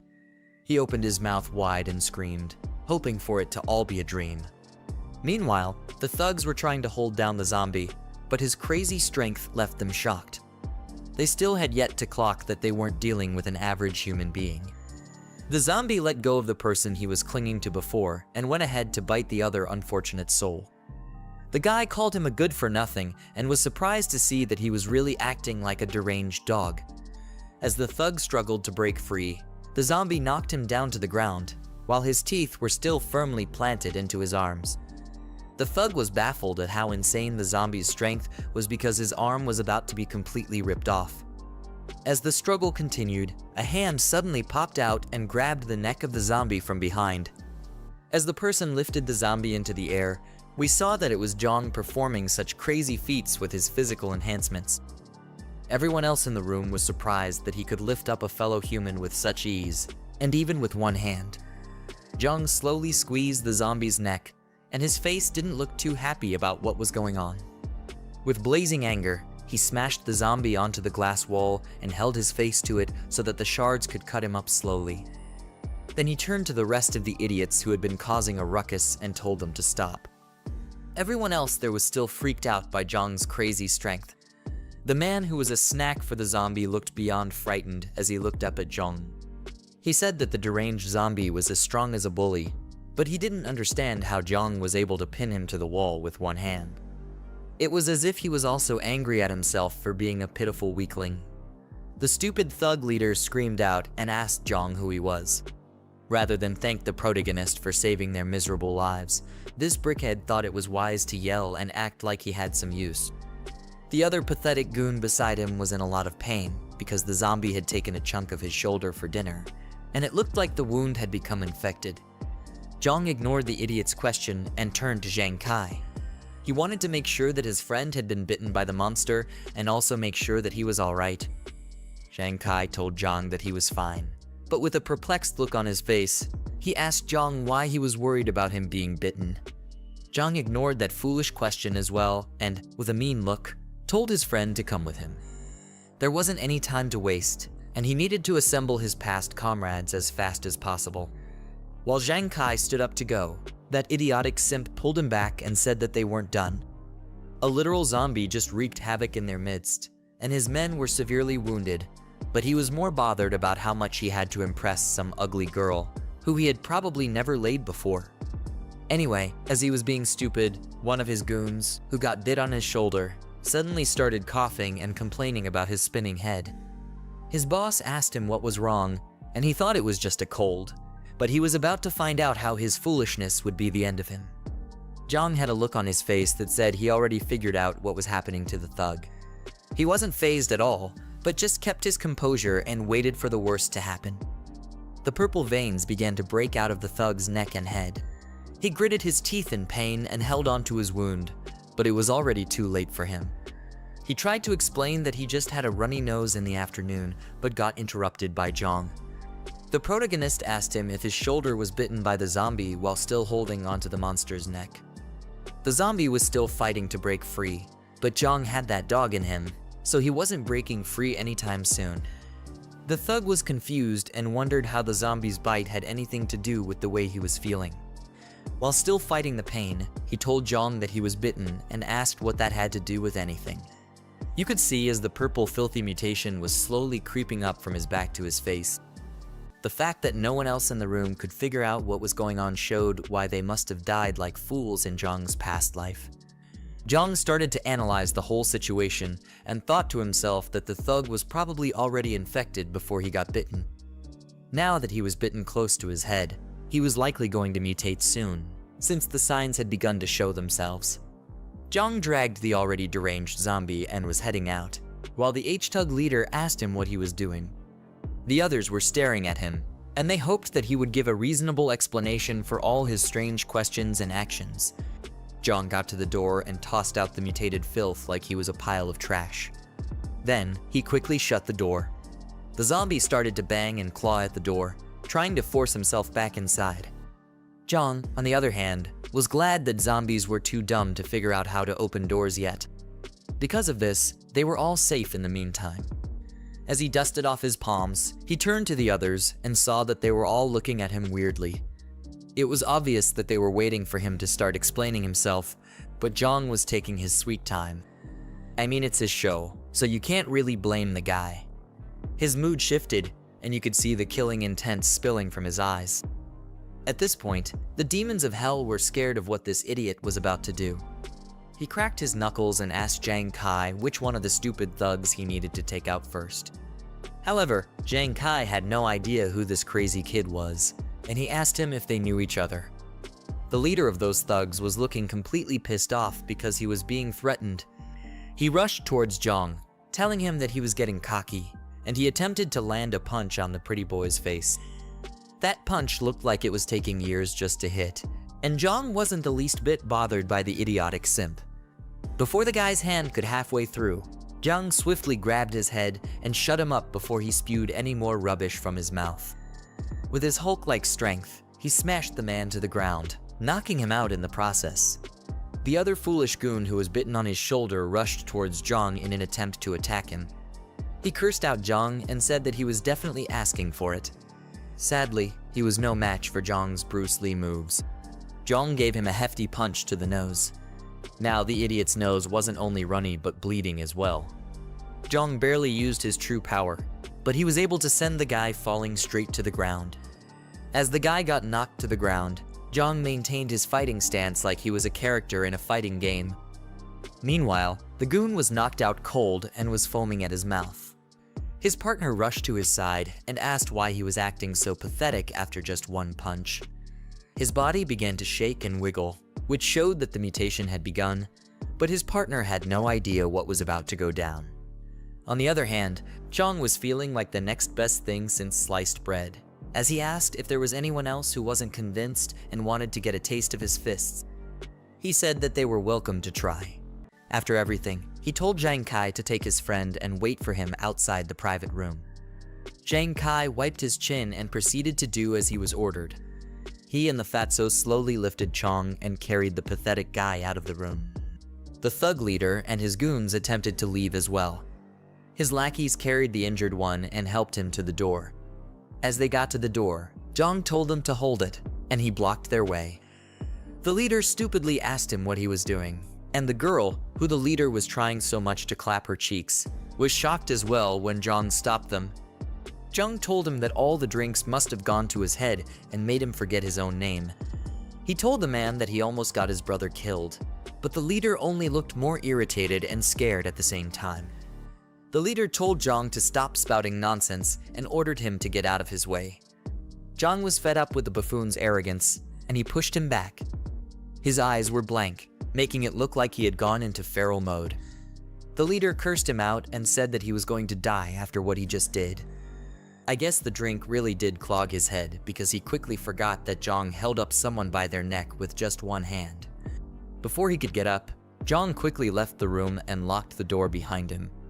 The guy got up and demanded for the door to be opened, saying he was going to skin Jiang alive for being a punk. Unknown to him, he was about to face a more deadly and disgusting opponent. The goon who was bitten on the shoulder earlier had been completely consumed by the mutation. His eyes were red, and his senses were no longer with him. You could have possibly searched his eyes for a sign of himself, but there was no humanity left in him any longer. The mutated thug let out a feral roar and began looking for the closest person to feast on. His other comrades couldn't hold him down, and they were confused as to why he was acting so feral. They called out his name, Hat, and asked him what he was doing. Obviously, they were too blind to see that Hat was hungry and looking for the next best meat to devour. Jiang stood on the other side of the door and listened to the chaos that ensued inside the room. The guys banged on the door and struggled to get their zombie friend off their leader, but it was only a matter of time before they became mindless monsters like him. Voices could be heard screaming for help, but Jiang wasn't bothered about them. One of the workers approached Jiang and nervously asked what was going on and if he needed help. Jiang told the man to lock the door completely and not let a single soul inside if he knew what was good for him. He then told him to call the police and the hospital to inform them that there was a patient with the rabid flu inside the room. The worker either had his ears clogged up or he was just shocked that Jiang mentioned the rabid flu. Jiang's words left him frozen and frightened on the spot, and he didn't know how to process it. While he was still spacing out like a fool, Jiang yelled at him to get to it immediately. The worker responded and hurriedly brought the door keys. His hands were nervously shaking as he tried to get the key into the lock and lock the door. While he was struggling with that, Jiang left with Zhang Kai and the rest of his friends. Chong was still unconscious as they carried him and followed Jiang. The worker who was supposed to be locking the door stopped what he was meant to do because he felt troubled by the sound coming from the other side. His colleague approached him and asked why there was so much chaos going on. The worker told his colleague that Jiang told him about a guest who had the rabid flu, but the colleague didn't believe that there was actually a rabid flu. On the other hand, the worker was surprised that his silly colleague even knew about the disease. Then the two of them headed to the security room so they could check the live surveillance and see what was really going on. They ran through the hallway as quickly as they could, but when they got to the room, they saw the horrors that had been unleashed. The security man who was watching over the cameras couldn't even believe what he was witnessing. Their ugly faces showed that they couldn't stomach whatever the hell they saw on the screens. The security footage showed that the thug leader and his goons had all been turned into brainless zombies. They feasted on each other, and the leader was finally able to get a taste of his girlfriend. The girl lay dead on the floor, and her eyes looked like she had also gotten infected with the disease. The workers quickly called for the police, but I wondered if they were calling them to become part of the feast. Meanwhile, Jiang and his friends had finally gotten outside to where he parked his car. He told them to hurry up because the club wasn't safe anymore and things were about to get way worse than they already were. They got into the car and quickly drove out that night to somewhere safer. Inside the car ride, Zhang Kai thanked Jiang for saving them and asked him who he was. Chong was still knocked out like a light, and the others were eager to know who Jiang was as well. Jiang introduced himself and told them that he was hired to protect them, and that they didn't need to know who the employer was. They just needed to be grateful that he bothered himself to save weaklings like them. One of the guys seated at the back asked Jiang if the rabid flu was actually real since rumors from the internet had debunked it. Jiang turned back to answer him and completely abandoned the fact that he was driving. Maybe his powers also gave him eyes at the back of his head. Anyway, he acknowledged the idiot's stupid question and asked him if he thought everything that they just witnessed back at the club was all an illusion. The second-hand Choji realized he was telling the truth and nervously asked if there was any cure for the said flu. Jiang told him that the disaster wasn't about to go away anytime soon and the world was already at its wit's end. It was only going to get worse, and they needed to be prepared for anything. They suddenly heard someone scream from outside the car, which made them confused as to what was going on. With the windows wound down, they looked outside and saw a zombie attacking an innocent civilian who was screaming for help. The civilian was convinced that it was the effects of the rabid flu that were affecting the zombies. Jiang then explained to them that the current situation was just a localized breakout. It was still on a small scale and in the early stages, and most victims were still in the incubation period. He said it wasn't going to take long before things spiraled out of control on a larger scale. If they wanted any hope of surviving, they needed to follow his orders. In unison, they all agreed to do whatever Jiang said, except for Chong, who was still doing God knows what in his dreamland. With his new comrades secured, the system popped up and notified Jiang that his task was complete, and it awarded him an extra 20 points. He couldn't wait to check out the new items in the store and further enhance himself. Bear in mind that this guy is still driving with all this going on. It's ridiculous. Anyway, he opened the store and looked at the list of items that were available at the moment. Looking closer, he noticed that a box known as the post-apocalyptic cultivator box was still there. He decided that he either had to buy it or refresh the store to get rid of it. Seeing that all the boxes would be useful to him, he decided to get all of them when he got back to his fortress. After he was done with that, he looked at his new comrades and figured it was going to be a serious issue to gain their trust. Jiang and the others looked unbothered as they stared out the window, hoping to make sense of everything they had just experienced. In a flashback scene, we see Jiang crying like a wimp and blaming someone who he once treated as a brother.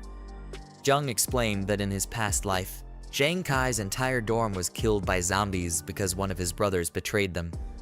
Jiang was the only one who ended up surviving the tragedy. Because of this, Jiang was trying to figure out who the culprit was so that they could deal with the person early on before it was too late. Later on, in an apartment in the city, we see our good old crazy witch talking with someone sweet over the phone and asking the person how things are on their end. It was probably another fool that she had managed to charm with her looks. She asked the person when the supplies they mentioned would be delivered and said she was scared to go to the market because it was so chaotic outside. The person on the phone assured her that he would send it as soon as he was done with what he was doing. Suddenly, she exclaimed when she heard a loud bang on her door. The guy over the phone was worried and asked her what happened. She said there was a crazy knock on her door, and she had to hang up. She looked through the hole and was relieved to see her friend, who was trying to suck on Jiang earlier. Jiang said that she was scared to death because of the frightening knock, but her friend didn't even care to know. She just told the crazy witch that someone known as Old Liu, who lived on the first floor, was taken away that morning. They got inside the room, and Jiang was shocked to hear the news. She asked her friend how that happened, and the girl told her that the police and an ambulance had come to take the person away. With a nervous look on her face, Jiang figured that was why it was so chaotic downstairs earlier in the morning. Her friend was convinced that it was because of the rabid flu, and she was sure that it wasn't just useless rumors anymore. She asked Jiang if Shuxing had delivered the supplies he promised, but I trust that pathetic piece of shit to be completely useless when he's most needed. Jiang's friend told her that these men weren't any good for her. She told her to call Shuxing and let him know that Jiang had a large stockpile of supplies. With how much he had, Jiang was sure to become the next Elon Musk with how much wealth he would acquire.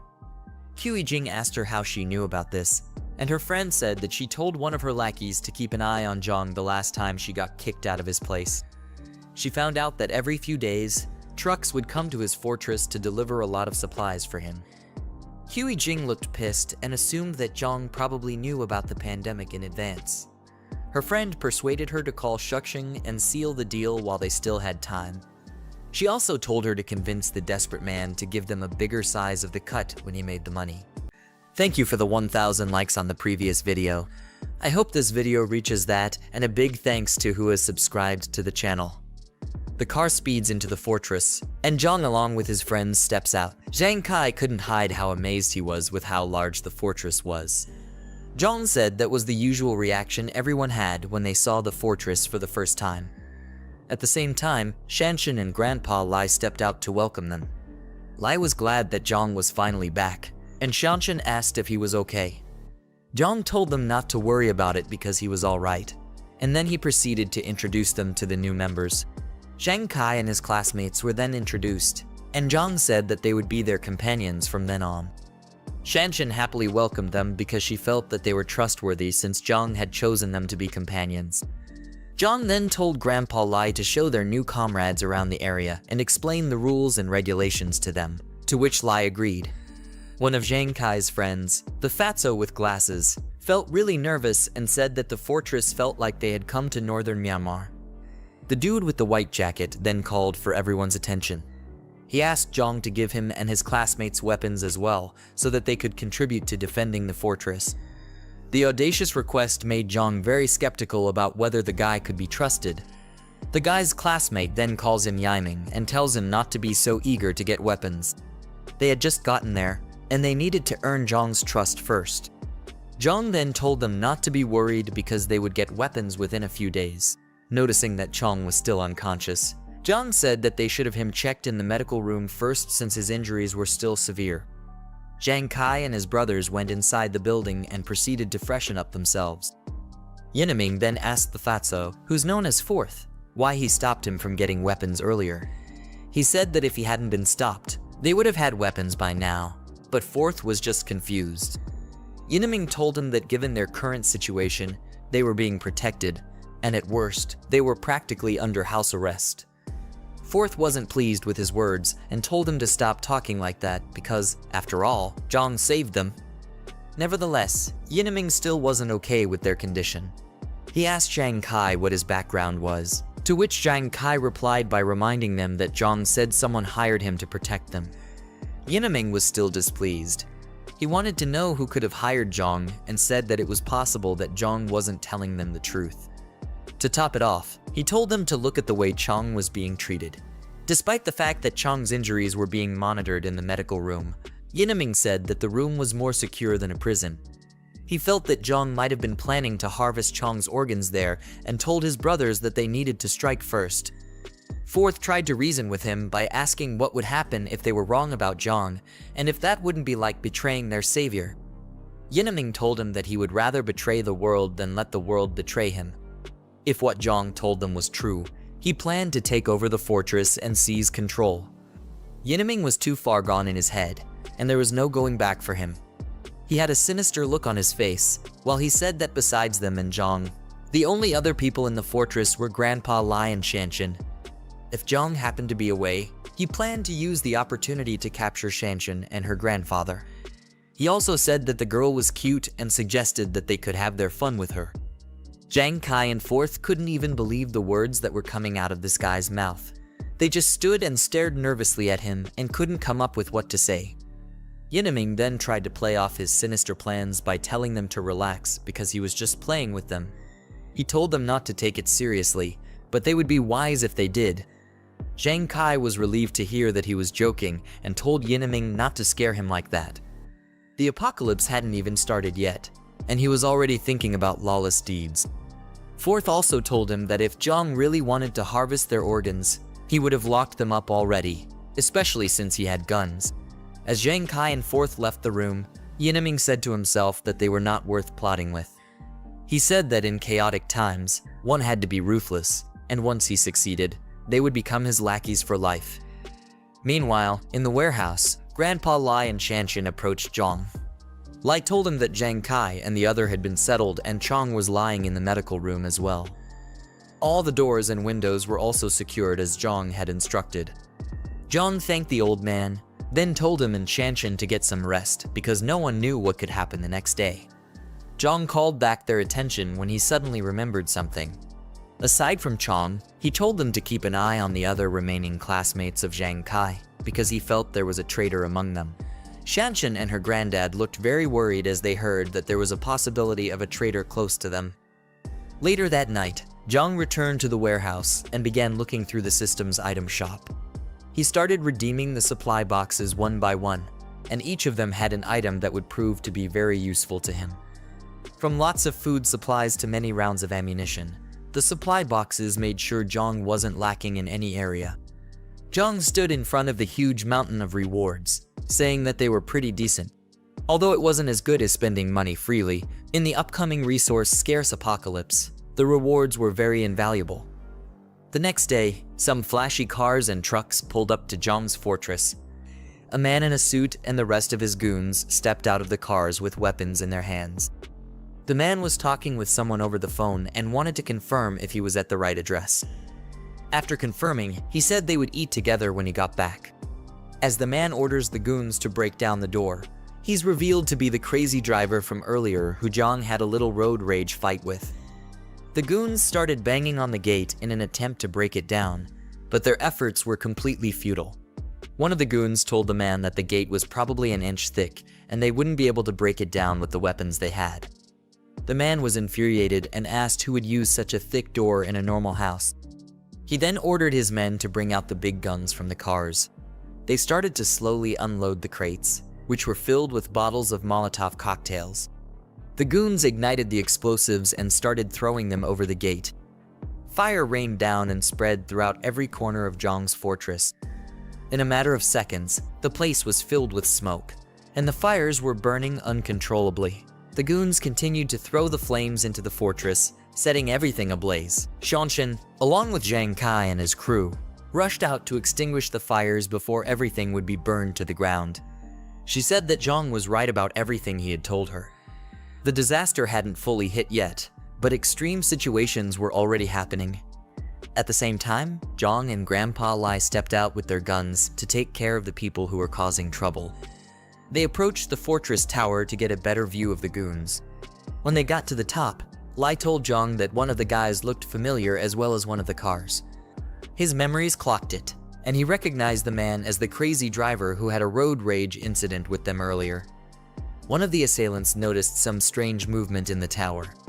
Then he told their boss that Jiang and the rest had arrived.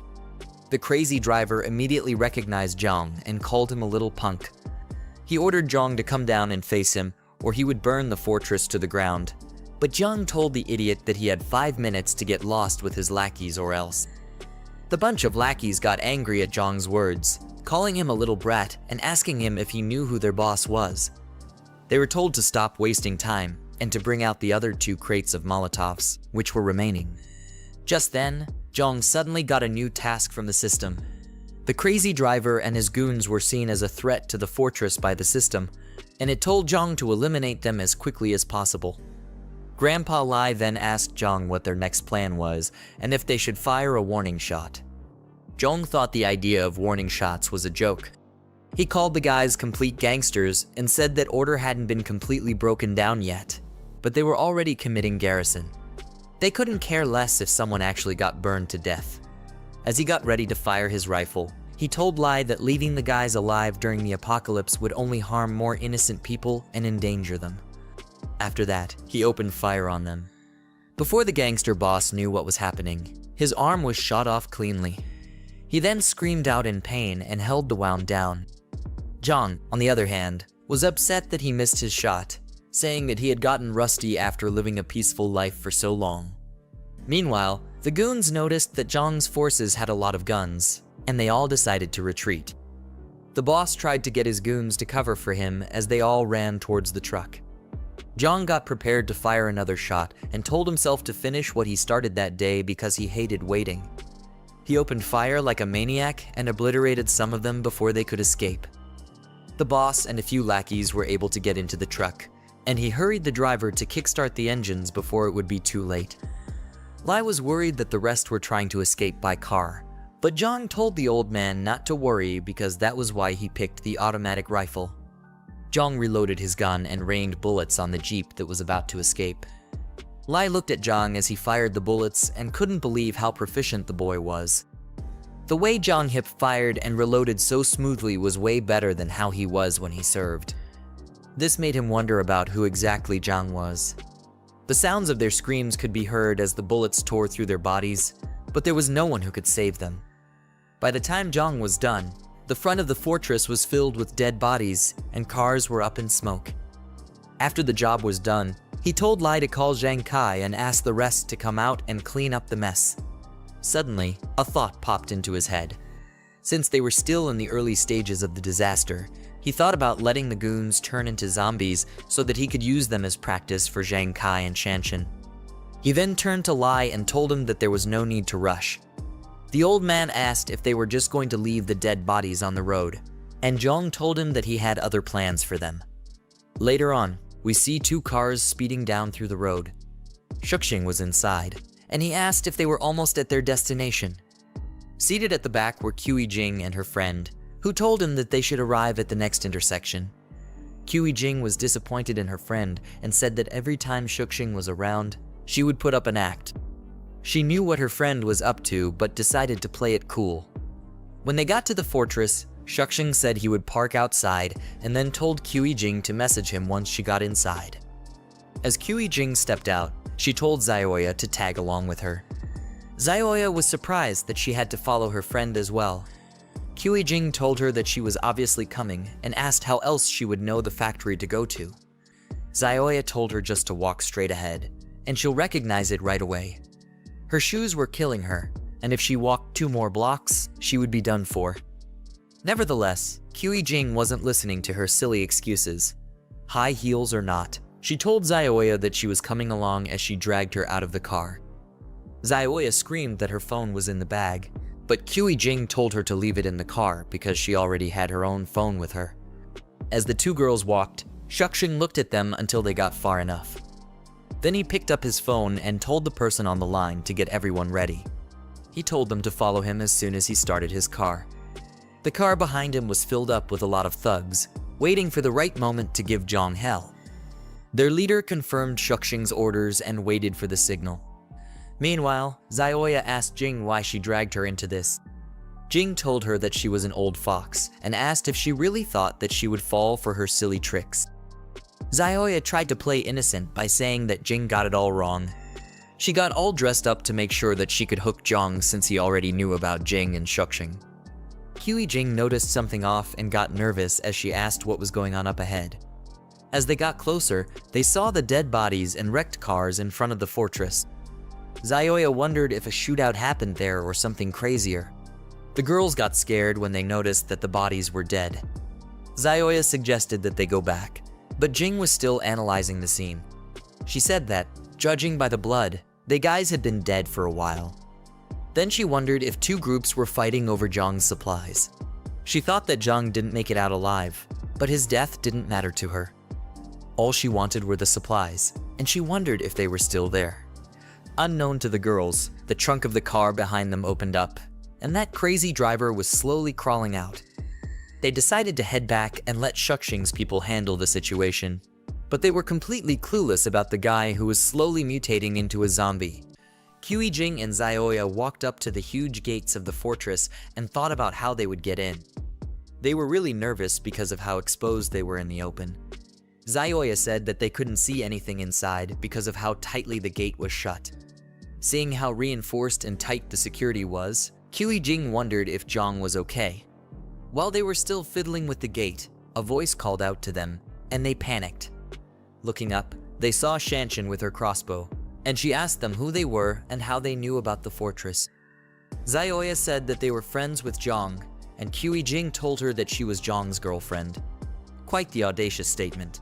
Shanshan didn't trust the two girls, so she called out to Jiang and told him that there were two witches outside his gate. She also told him that one of them claimed to be his girlfriend, which she highly doubted. Jiang was pissed off and felt that Jiang suddenly changed his attitude because he found a new girlfriend, whom she thought was Shanshan. Zioya told her to calm down and not to show any displeasure because they still had important matters to handle. She asked if Lai Shuxing would be able to handle the ambush, considering that Shanshan had a crossbow in her hands. Jiang told her friend that Lai Shuxing would be able to handle it because he brought a few pistols. She was confident that he would be able to take down Jiang once the gates were open. But her expression showed that she was very angry that Jiang had another girl that he was taking care of. Jiang finally came out and questioned the girls from the top of the tower. He called them by their names and asked what they were doing at his fortress. He was obviously disgusted at their presence. Jiang quickly activated the Eye of Insight ability to check if they were really friends or foes. Zioya said that they were friends and asked if it was a bad thing to come check up on him. She tried her best to play the role of an innocent girl, saying that things were very chaotic at the time and they were worried about him. Zioya then asked Jiang if he didn't care about them anymore. Despite her attempts to act friendly, Jiang's ability already showed him that they were definitely planning to harm him. Without a moment's hesitation, he called their bluff and laughed at the idea of them being worried about him. He already suspected that Lai Shuxing was probably nearby already, and he asked the girls how many people he brought and what weapons they had. Zioya and Jiang were completely speechless. They couldn't even defend themselves, and they wondered how he already knew about their plans. Before the girls could think up the words to say, Jiang fired at them with his gun, and he made it obvious that he fired a warning shot. They thought he had gone completely insane for actually shooting at them. The two girls couldn't fathom why Jiang had become so hostile towards them. Zioya tried to get Jiang to speak calmly because Jiang was still the one pointing a gun at them. Jiang, being an idiot, asked what there was to be afraid of. She wanted to know if Jiang would actually shoot her dead. Jiang laughed at them and said that it would be too easy to shoot them dead. Left to him, there were more treacherous things that could have been done to those girls. Their situation only got worse when they turned back because they started hearing strange noises. From the truck behind them, the mutant zombies had started slowly approaching them. Jiang questioned if they were rabid flu patients. The zombies had their eyes fixed on the girls, and it was only a matter of time before they became repulsive creatures like them. Zioya wondered if the rabid flu was able to bring dead people back to life. Jiang looked at the horrible situation they were in and said that he would let the girls die at the hands of the zombies. The mindless zombies roared furiously and rushed towards the poor girls. As they dove to tackle Zioya and Jiang, the girls were able to escape and started running for their lives. The girls ran as fast as they could back to Lai Shuxing's car. They yelled his name as they got closer to the car, and he wound down the windows to figure out what was going on. Tears and sweat dripped down from their faces as the zombies got closer to them. Jiang yelled for Lai Shuxing to come to save her, but it was looking like it was the end of the road for them. They weren't expecting the tables to turn on them so drastically. Lai Shuxing panicked as he saw how terrible the situation was. He asked how it was possible for the rabid flu patients to have been outside the fortress at that moment. He spoke to his goons over the walkie-talkie and yelled to them that she turn around as quickly as possible. He needed to move quickly before the infection would get into his body and mutate him into one of them. The cars quickly swerved around and fled the scene. Jiang cursed out Lai Shuxing for abandoning her and Zioya to the treacherous claws of the monsters. The distance between the girls and the vehicles was far greater than the distance between them and the zombies. There was no hope for them, and the situation called for desperate measures to be taken. Just when it looked like the curtains had closed on them, Jiang said that she didn't want to die as she raised her handbag. She tossed it towards Zioya's legs, and the poor girl's legs got entangled in the handle. You really can't trust anyone during an apocalypse. Zioya lost her balance and fell face flat on the ground. She screamed out in pain as her face hit the cold, rough road. That was how Zioya's life flashed before her eyes. She became an easy target for the vile creatures, and they quickly piled on her before she could get up. Her eyes were filled with fear, and her heart beat so fast that it could have probably broken through her rib cage at that moment. She told the zombies to wait, but she forgot that she wasn't talking to people who could be reasoned with. Her blood was spilled, and sounds of bones being crunched could be heard as the zombies feasted on her. Her vision quickly turned red, and all she saw were mindless creatures eating her up like a McDonald's Happy Meal. In her last moments of consciousness, she looked toward Jiang with boiling rage and rained curses on the girl for setting her up like that. She called Jiang all kinds of names, but it did little to help her already sealed fate. Choking on her blood, Zioya swore that Jiang would never die a good death. No matter how long it would take, the crazy witch would definitely get what she deserved. Jiang chose to ignore all the words hurled at her as she fled the scene. You could see the cold sweat dripping from her face and the deranged look she had. Jiang told herself that Zioya deserved every single thing that was happening to her at that moment. She kept repeating the words to herself in order to feel better about the atrocity she had just committed. Meanwhile, Jiang and Shanshan watched the gory scene from the top of their tower.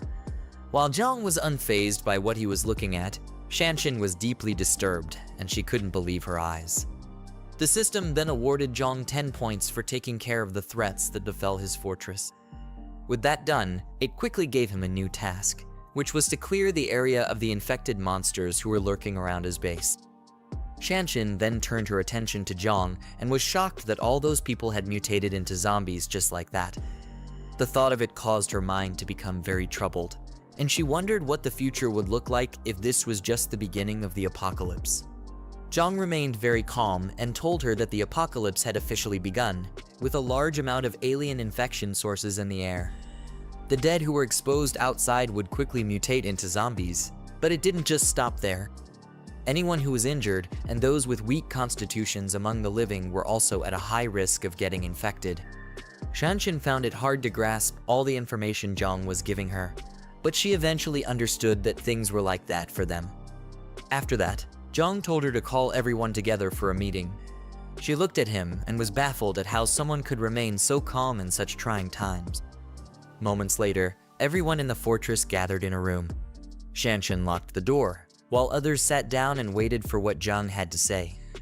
Yinming, who was obviously still very hostile, refused to sit and decided to stand while the meeting went on.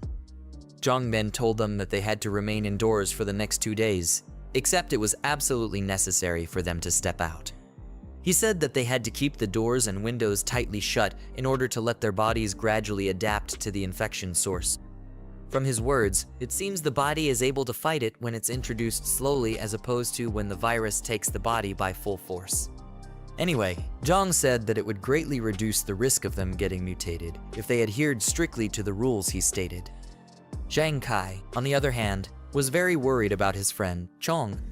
From the expression on his face, it didn't look like Chong's condition was getting any better. Later that night, in the infirmary, we see Chong lying on the bed, and he looks to be in a lot of pain. Part of his face and body were slowly turning purple. This was a sign that the mutation was slowly taking over his body, and if push came to shove, they might have to send the poor guy to his maker. It had spread all the way to his arms, and the veins were really bulging out. Cold sweat ran down his forehead as he gritted his teeth and tried to fight the pain, but only time would be able to tell what fate had in store for him. A chaotic scene in front of a tall skyscraper with dark smoke swirling around its facade. People in business attire are seen panicking and running away from the building, suggesting an emergency or disaster situation, as one man shouts in distress while others flee towards a yellow taxi. Shang's a worried expression looking out of a window, shouting, "It's complete chaos out there." He's observing a tumultuous or dangerous situation unfolding outside.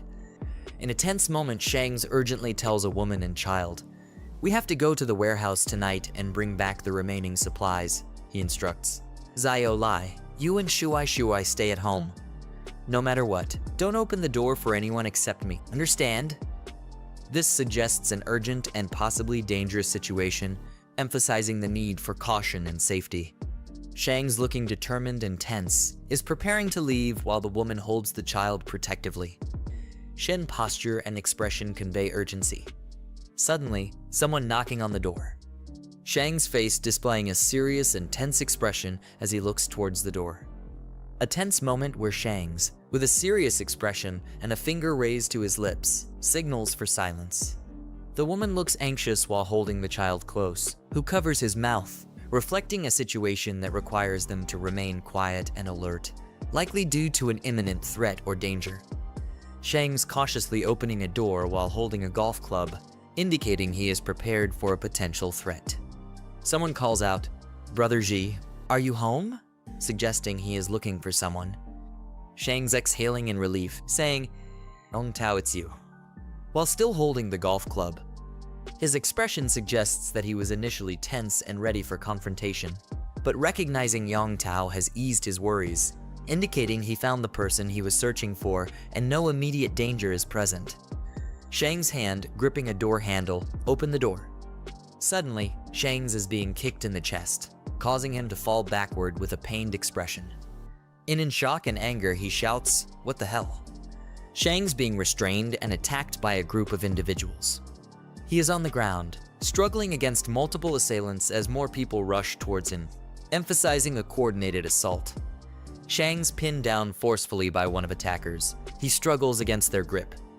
Yang's dressed in suits loom over him with stern expressions, emphasizing their control and dominance in the situation. Shang's in a state of shock and betrayal as he yells, "Yong Tao, what the hell are you doing? I treated you so well." His expression shows disbelief and hurt, emphasizing the emotional impact of being betrayed by someone he trusted. Yong Tao responding with a mocking smile, saying, "Say that again, treated me well in your eyes? I'm just a lackey." His defiant posture and words reveal his resentment and bitterness, as Shang says, "Do you have any conscience? Without me, would you have been able to save up for your house down payment?" Yong Tao, standing confidently and expressing his indignation, saying, "Yes, he made a bit for the down payment, but you earned enough for several houses." He demand his warehouse keys and the address. Shang's still on the ground, showing his focus on retrieving something important. Shang's lying on the ground, gritting his teeth in frustration and anger. Yong Tao with a smug expression, saying, "Still being stubborn," as he looks back, indicating his confidence in having the upper hand. In the background, the woman clings protectively to the child, both appearing worried and vulnerable, emphasizing the tension. Yang Tao aggressively grabbing the woman by her hair, forcing her to look up as he commands, "Look over here, you bastard!" The woman in pain, while the child watches in shock and fear, highlighting the intense and violent nature of the confrontation. The child, filled with fear and anger, shouting, "Please let go of my mommy," as he reaches out in a desperate attempt to protect his mother. His face is flushed, and tears well up in his eyes, reflecting his emotional distress. Child biting Yang Tao's arm in a desperate act of defiance, tears in his eyes as he tries to protect his mother. Yang Tao reacts angrily, shouting, "You little brat. You've gone crazy, haven't you?" Child is forcefully thrown back by Yang Tao. The child cries out in pain as he is pushed away, while the mother watches in horror, her expression filled with shock and fear. Shang's on the ground, glaring defiantly at Yang Tao with determination and anger. He shouts at her, "Bastard, if you've got guts, come at me. Leave my wife and child alone." Yang Tao standing confidently with a smirk, arms crossed, as he says, "Don't worry, as long as you cooperate, your wife and child will be safe." While Shang's, visibly angry and desperate, is on the ground behind him.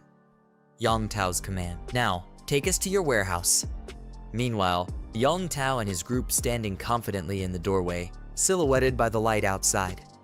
They strike imposing poses, with Yang Tao at the center, exuding a sense of dominance and control as they survey the area. Yang Tao inspecting a few remaining boxes and questioning, "This is all that's left." Shang's beside him, facing away, responds defensively, "Weren't you the one who found those big clients? Everything's been sold off. Even the near expiry and expired food is almost gone." Yang Tao face, deep in thought, as he touches his chin with a contemplative expression. Yang Tao with a cunning and ambitious expression, reflecting a bold and unscrupulous plan to capitalize on Zhang Xiaoyang's resources. Shang's advised to stay away from him. When he was delivering goods, he accidentally saw that he was carrying a gun. His serious expression and furrowed brow indicate the danger he perceives, while the person beside him listens attentively. He continues, "That guy must have somehow gotten wind of this disaster ahead of time." Yang Tao dismissively addressing the man, "That's his problem to deal with." His posture is confident and uncaring, with arms crossed and a smug expression, indicating that he has no intention of getting involved in the complications or risks mentioned. Yang Tao looking down with a cold expression, while Shang's behind him reacts with surprise, saying, "What do you mean?" Yang Tao responds with a manipulative offer, "Take Zhang Xiaoyang's supplies, and in return, your wife and child will be safe. It's a fair trade, don't you think?" His proposal places the Shangs in a difficult position. Shangs with a tense and conflicted expression, his brows furrowed and his mouth set in a grim line. His eyes convey a mixture of anger, frustration. In Jiang Fortress wide view of a large industrial complex or facility situated on a hillside. A tense confrontation, Jiang with his group, Jen Kai's facing someone off screen. Their expressions range from stern to determined, suggesting they are confronting a challenge or standing up against a threat. His friend in the foreground, seen from behind, appears to be seated, and the aggressive voice. His friend in a state of extreme distress or anger, shouting at her, as he appears to be strapped or restrained in a chair. His body is tense, with veins bulging and his mouth wide open in a fierce expression, suggesting he is either in pain or vehemently resisting. The fatso in the foreground looking tense and serious, crying. Behind him, one person appears worried while another shields his face, indicating discomfort or distress at the noise. Jen Kai friend with a serious and determined expression, sweat dripping down his face as he commands to kill him. His intense gaze and the cold, resolute tone of his words suggest a pivotal moment where he is making a grave decision. Zhang with a serious expression, looking off to the side in the background, the other man watching him closely. Jen Kai looking surprised and slightly angry, asks, "What did he says?" His expression suggests disbelief or shock at something just said. Beside him, Fatso with glasses adding to the tension in the scene. His friend states with a serious expression, "He's already dead. If you don't finish him off now, and he somehow breaks free, everyone's life will be in danger then." His tone is pragmatic but cold, reflecting his focus on the perceived threat. In contrast, the Fatso passionately argues, "He's our brother. You're giving up on him without even trying." His reaction underscores the emotional conflict. Jiang calmly states, "He's right. Once someone turns, there's almost no chance of recovery," referring to the restrained individual in the bed, who is visibly in distress or transformation. The Fatso looking troubled, with hesitation. Jiang gripping the hilt of a sheathed knife, poised and ready to draw it. The confident grip and the slight shine on the blade suggest imminent action. Jiang handing a knife to another individual, instructing him with a calm but firm, "Use this." The recipient, taken aback, responds nervously, "What do you mean?" His wide-eyed expression and hesitant posture indicate his shock and reluctance. Jiang with a calm yet serious expression as he commands, "Finish him off." His gaze is steady, showing no hesitation, indicating his resolve in making a difficult decision. In the background, the restrained individual is seen in distress, further intensifying the gravity of the situation. The young man with a conflicted and tense expression, holding a knife close as he hesitates to act. Sweat drips down his face, and his mouth is set in a grimace, reflecting his internal struggle and fear. Jiang speaking sternly to his companion, saying, "You've always wanted a weapon, haven't you? Now, take this weapon and put him out of his misery." His intense gaze and commanding tone emphasize his insistence, as he pushes the man to take decisive action. The young man being addressed looks uncertain and distressed, with a bead of sweat on his face, highlighting his hesitation and internal conflict. Jiang give knife to the man, one hand extending the weapon to the other with urgency and force. Jen Kai holding a sword at its hilt. Jen Kai looks serious and determined, while the others, on either side, appear conflicted and anxious. Jen Kai gripping the knife tightly, his expression resolute as he declares, "I'll do it." His determined look and firm stance indicate that he has made up his mind, ready to take on the difficult task at hand.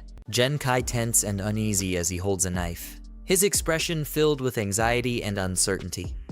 Sweat drips down his face, indicating the pressure of the moment, while he hesitantly receives the knife from Jiang. Jiang holding a knife, questions Jen Kai intensely asking if they've truly considered their actions. He hints at the possibility that everything he previously said might have been deceitful, and warns that taking this step could lead them to be seen as a murderer. He tests Jen Kai's resolve in this critical moment.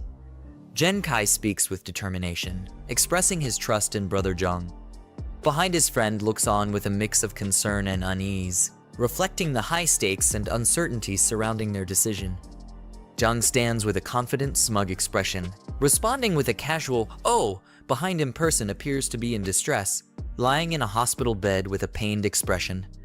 Jen Kai stands over his friend who is lying in bed, visibly distressed. Jen Kai grips a knife tightly, his expression filled with determination, while the man in the bed reacts in fear, screaming as the situation escalates. Jen Kai, filled with rage, raises a knife high above his head, ready to strike. His expression is fierce and determined, teeth clenched, showing his intense emotions in the moment. The other man, in a state of panic and fear, looks up in terror, eyes wide and sweating. The man on the bed screams in terror, mouth wide open and eyes filled with fear, as the knife stops suddenly, just inches away from him. Jen Kai with the knife is restrained by Jiang, preventing the attack. The tension is palpable as the aggressor struggles, while Jiang intervening remains calm and composed, firmly holding his wrist to stop the violent act. The individual on the bed looks up, still gripped by fear but also relief, as the confrontation is momentarily diffused by the intervention. Jenny Kai nervously addresses brother Jiang, likely seeking his attention, while Zioyong appears calm and observant, displaying a stark contrast in their reactions to the situation at hand. Jiang dismisses the others, indicating that he still has plans for someone whose situation he deems unique. His command reflects authority and control. A system prompt alerts that a rare variant has been discovered. A sudden bang echoes through the hallway as the doors to the medical room slam shut. In a tense confrontation, Jiang stands over an enraged individual strapped to a bed, who growls in defiance. The man, visibly furious and restrained, grits his teeth as Zioyong calmly addresses him by name, Chen Chong. Jiang leans in closely, asserting his authority over the restrained Chen Chong as he assigns him an important task, emphasizing the gravity of the situation. Chen Chong's pained expression reflects his inner turmoil. A sleek black car screeches as it makes a sharp turn on a rooftop, indicating a high-speed chase or a critical escape maneuver. The black car crashes into a pole with a loud impact, causing visible damage and abrupt skid marks on the road. Shangs emerges from the damaged car, visibly frustrated and rubbing his head, cursing his misfortune after the crash.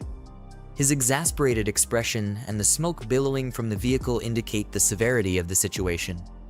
As the zombie gazes into the distance, he reassures himself that help or something crucial is on the way, easing his earlier frustration. The man finds himself in a sudden confrontation with a zombie that roars ferociously, lunging at him with unrestrained aggression.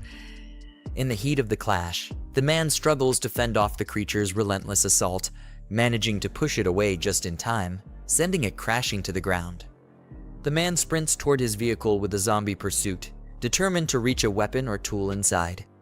He grabs a metal rod from the car, his urgency and desperation clear as he prepares to defend himself. In a fierce act of retaliation, he swings the rod with full force, striking the creature brutally and venting his anger in a violent clash.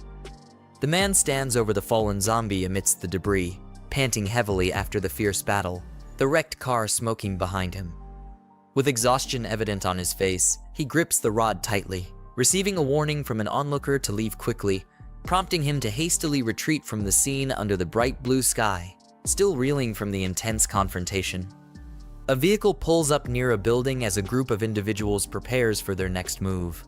Jiang steps through a squeaky door onto the rooftop, signaling the beginning of a planned operation.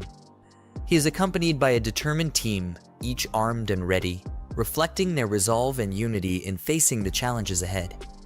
Shanshan expresses her discomfort with the gear, addressing Jiang and questioning the necessity of their protective equipment. Jiang, maintaining his composed demeanor, stresses the dangers posed by zombies, explaining that their unpredictable strength makes the gear essential, especially for those with less combat experience. As the group huddles together behind a building, strategizing their next move, Jiang leads them with caution and determination, emphasizing their need to stay alert. Jiang signals his team to prepare, warning them that they are now within the perception range of the zombies, and readiness is crucial.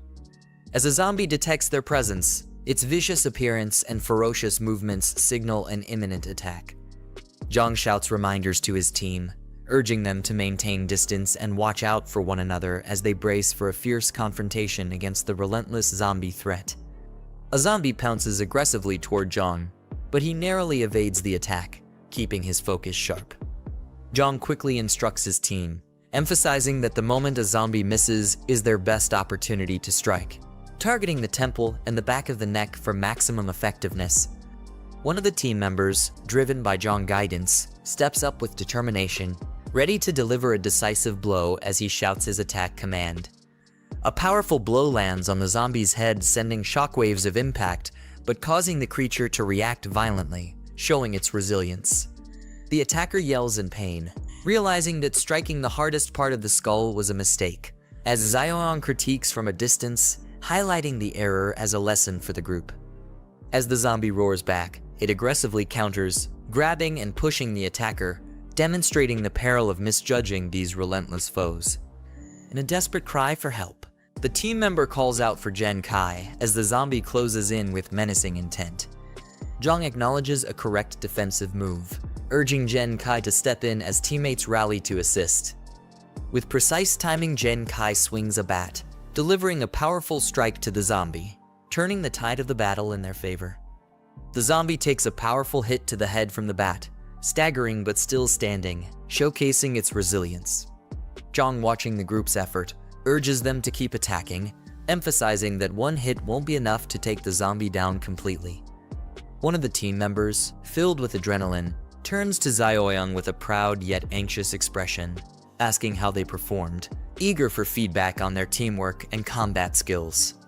Jiang smirks confidently, unfazed by the approaching zombie as he casually dismisses the danger with a nonchalant attitude.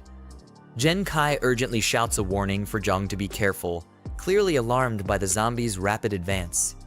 The zombie lunges with a fierce snarl, closing in dangerously close, its gaping maw aimed directly at Jiang. Jiang grabs the zombie by the head with a firm grip, halting its attack effortlessly and displaying his superior strength and composure. He admonishes the zombie as if it were capable of understanding, reminding it of the crucial lesson to always be aware of one's surroundings, turning the tables with a sharp command. The rest of the team looks on in stunned silence, clearly impressed and taken aback by Jiang's cool and commanding control over the situation. Shang approaches a large reflective surface, scanning his surroundings with a cautious expression as he notices vagrants roaming nearby. Frustrated by the unexpected presence, he questions whether Jiang would have alerted them or confessed something important. Meanwhile, a rugged vehicle pulls up with urgency, and a commanding voice resonates, urging everyone to stay vigilant and support their comrades, signaling a rallying call to action. Jiang arrives to the vehicle. A voice confirms that it's Jiang, causing a stir among the scattered group below. Shang peers out from the back of the vehicle, astonished to learn that Jiang and his gang are actively hunting down someone referred to as the Madman. Meanwhile, a shadowy figure with glowing eyes emerges from beneath the vehicle. Kaijing crawls desperately on the ground, reaching out with determination despite the severe injuries, eyes filled with fear and urgency. The hand grasps tightly onto the leg of a bystander, startling him and causing a sudden reaction. The man stumbles backward in shock, yelling out in surprise as he falls, the grip of the injured person still firm, intensity of their plea for help or escape. The man's face contorts in a mix of fear and shock as he realizes the threat before him, his expression filled with dread. Suddenly, the Kaijing rises with an unearthly roar, her eyes wide and furious as she lunges toward him, embodying a terrifying transformation that catches him completely off guard. Shang is brutally attacked, his face contorted in shock and pain as he screams out in horror. Blood spurts from Kaijing's body as the force of the strike overwhelms him, leaving him helpless and panicked, unable to defend himself against the onslaught. Jiang, holding a smoking gun, stands over a lifeless body while the survivor, drenched in blood, struggles to catch his breath. Desperation fills his face as he looks at the carnage around him. Jiang holds his rifle firmly, his expression serious as he confronts the situation before him. Shang stumbles toward him, overwhelmed with relief, calling out to his older brother, grateful to have finally found him alive amidst the chaos. Shang's eyes widen as he notices something unusual, his attention drawn to the blood-stained arm of the man before him. The infected wound becomes more visible, causing a moment of tension as the situation grows more dire. Jiang coldly informs Shang that he has been bitten, raising his weapon to confront him.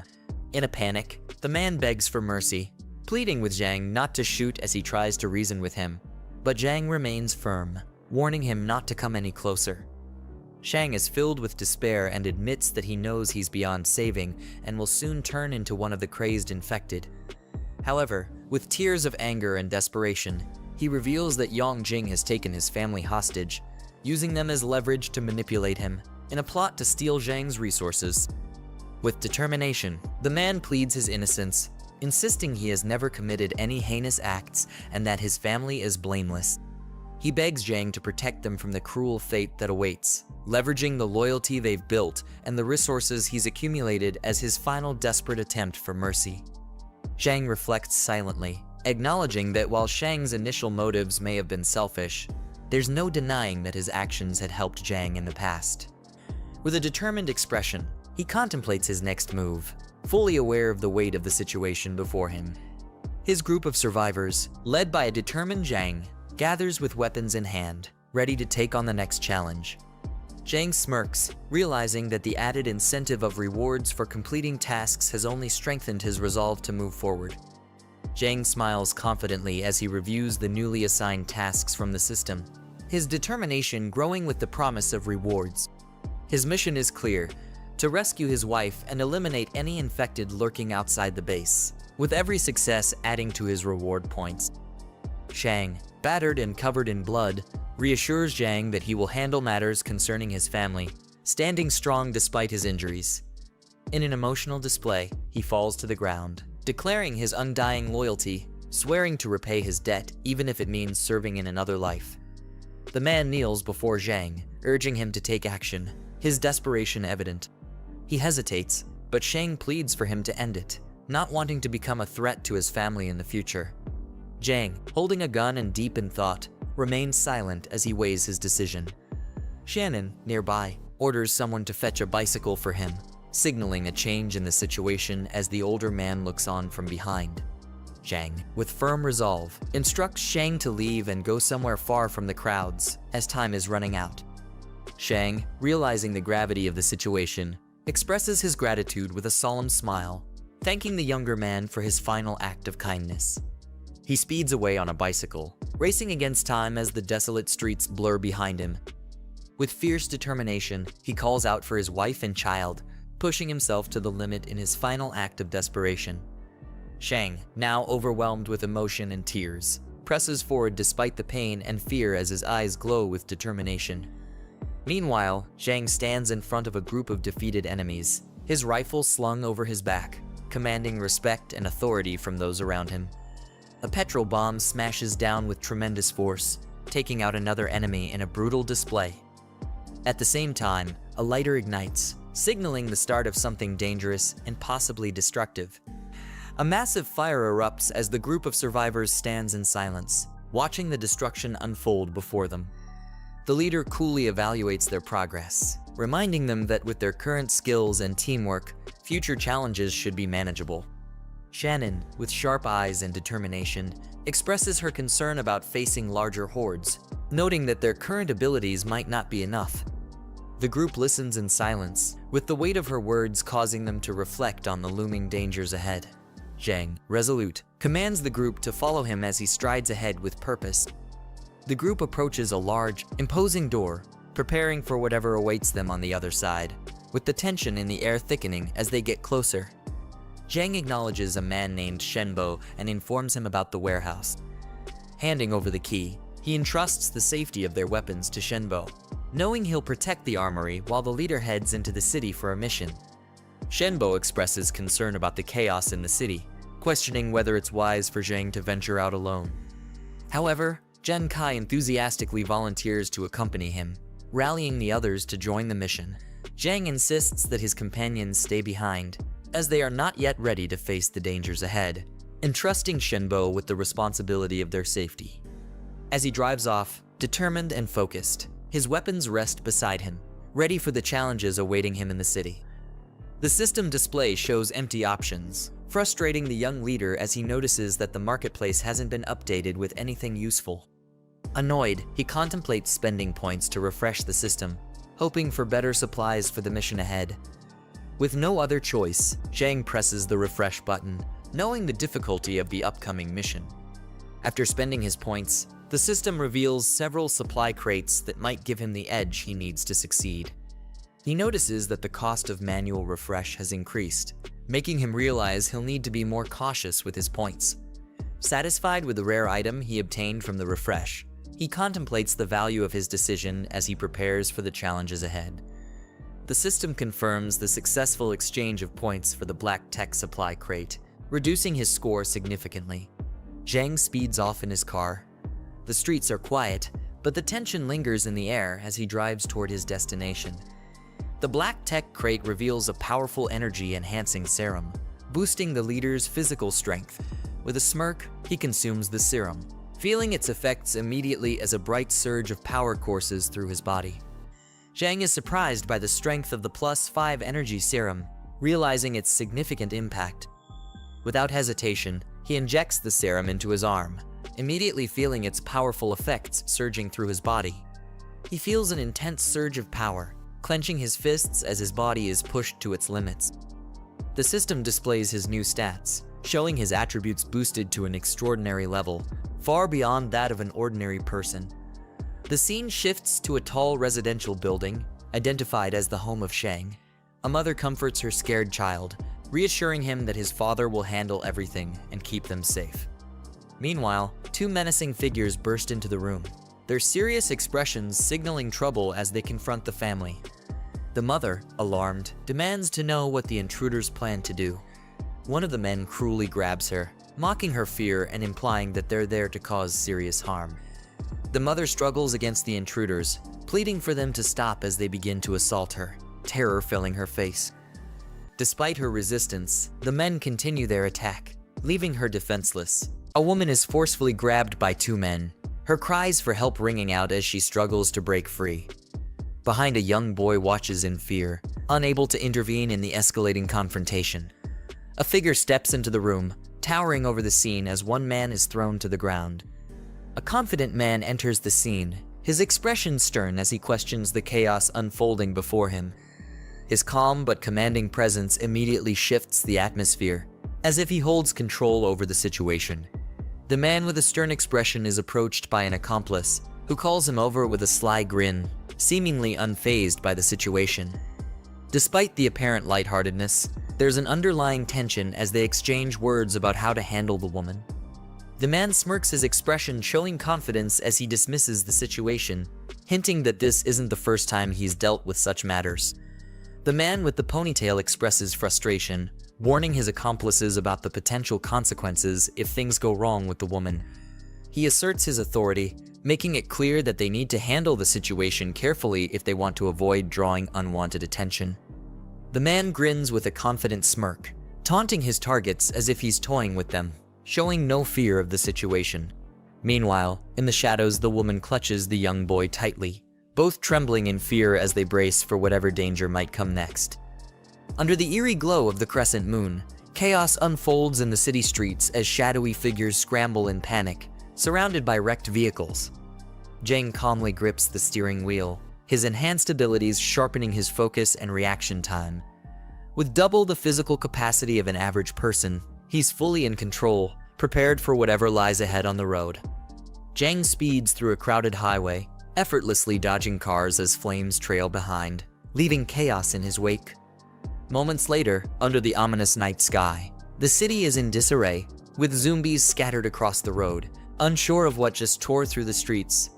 He's stepping out of the car as its headlights illuminate the deserted road ahead. With the city just beyond, he realizes it's time to leave the car behind and continue the mission on foot, his gaze sharp and determined under the moonlight. Jiang senses something off, his eyes narrowing as he scans the darkened forest around him. Suddenly, a zombie charges at him, screaming wildly with terrifying speed, catching him off guard. Jiang swiftly dodges the attacker's strike, countering with a precise and forceful movement. His fist connects solidly with the opponent, showing his superior strength and skill in a swift, decisive blow. With explosive speed, Jiang delivers a powerful blow to his opponent, catching them off guard and sending them flying back. The force of the attack leaves the enemy reeling, as the protagonist prepares to strike again, showing no signs of slowing down. Jiang calmly extends his hand, digital energy materializing into a weapon, its sharp edge glowing with power. As the enemies approach, he stands unfazed, gripping the newly formed sword, ready to face them head-on under the ominous night sky. Jiang dashes forward with lightning speed, his eyes locked on his target as he closes the distance in an instant. With a swift and powerful strike, his blade clashes in the darkness, leaving his enemies defeated under the moonlit sky, marking the end of the confrontation. Jiang stands over his fallen foe, reflecting on his superior strength and reflexes, knowing that his enhanced physical abilities have given him the edge. Sensing danger, his heightened awareness kicks in, alerting him to a new threat surrounding them as a tense realization spreads. Jiang gazes into the distance, calculating the distance ahead as the city looms under the night sky, determined to continue his path.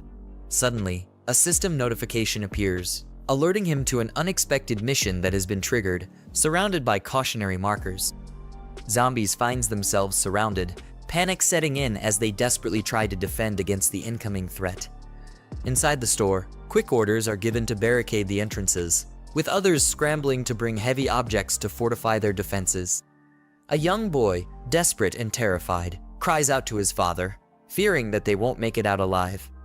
His father, trying to maintain his composure, reassures him with bravado, but the tension in his voice reveals the fear they both share, as tears stream down the boy's face.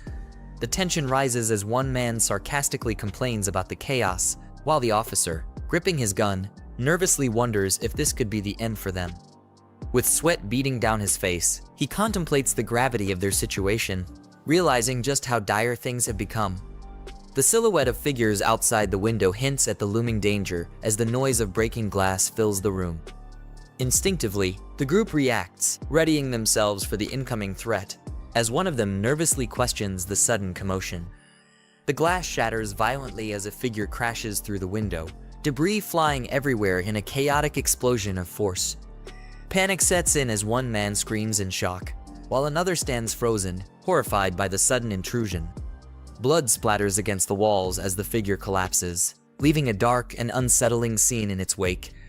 The room falls eerily silent, with the shattered window and bloodstains serving as grim reminders of the chaos that just unfolded. The officer, sweating and breathing heavily, gives orders to move heavy objects to reinforce their position, clearly feeling the pressure of the situation. As the group quietly complies, tension builds, and they brace for whatever is coming, trying to avoid making any noise that could give them away. Outside, shadowy figures gather around the fallen bodies, the eerie silence only broken by the faint sound of their movements. Inside, the group, tense and ready for a fight, stares in disbelief at the horrific scene, questioning who could have caused such devastation. One of them shouts in panic, convinced that they are dealing with a mutant, his fear clearly escalating. Confused, the other person asks what a mutant is, and the first explains that it's an enhanced version of a zombie, stronger and more agile, just like in comics, novels, and games. A police officer, clearly frustrated, criticizes the younger man for always indulging in comics, novels, and games, blaming them for his poor performance. His partner, exasperated by the comment, calls out his lack of tact and urges him to focus on carefully observing their surroundings to avoid being caught off guard by the mutant. The group cautiously moves forward, each person scanning their surroundings as they slowly gather at a designated point. Suddenly, one of the officers signals for everyone to stop, bringing the group to a halt as tension fills the air. Jiang receives a system notification, confirming that his mission is complete, with additional points earned for his actions. Meanwhile, a frantic voice exclaims that the entity they encountered must have been a mutant, filled with fear and disbelief. One man observes Jiang from a distance, commenting that he appears to be a survivor. Jiang, with a smirk, dismisses the notion of mutants, confidently stating that it's not yet time for them to overrun the streets. One of the men exclaims, confirming that Jiang is indeed a survivor. The officer, urging him to join their group, warns that it's far too dangerous to be wandering around alone in such uncertain times. Jiang questions the group's numbers, curious if they are the only ones left. The officer explains that they are out searching for supplies and that a large number of civilians have gathered at a place called Xiang Garden, which isn't far from their current location. The officer, confident in his group's abilities, invites the protagonist to join them, assuring him that with their numbers and experience they can protect him from the dangers ahead. The Jiang smiles warmly, thanking them for the offer, though his expression hints at something deeper. Three people stand in the middle of a street at night, surrounded by a faint glow. Their serious expressions suggest they are preparing for something important or dangerous. A man with a stern expression asks Jiang in the hoodie about an important meeting. Jiang responds simply with yes. The man with a stern expression turns back, asking if Jiang they're talking about is a relative or a girlfriend, implying that their relationship with the missing person might be important. The man confronts Jiang, reminding him that this is the apocalypse, and whoever he's looking for is probably already dead. He tells him to prepare himself mentally for that reality. The man angrily explains that even if someone isn't killed by the crazed attackers, they could still run into a dangerous crowd of survivors.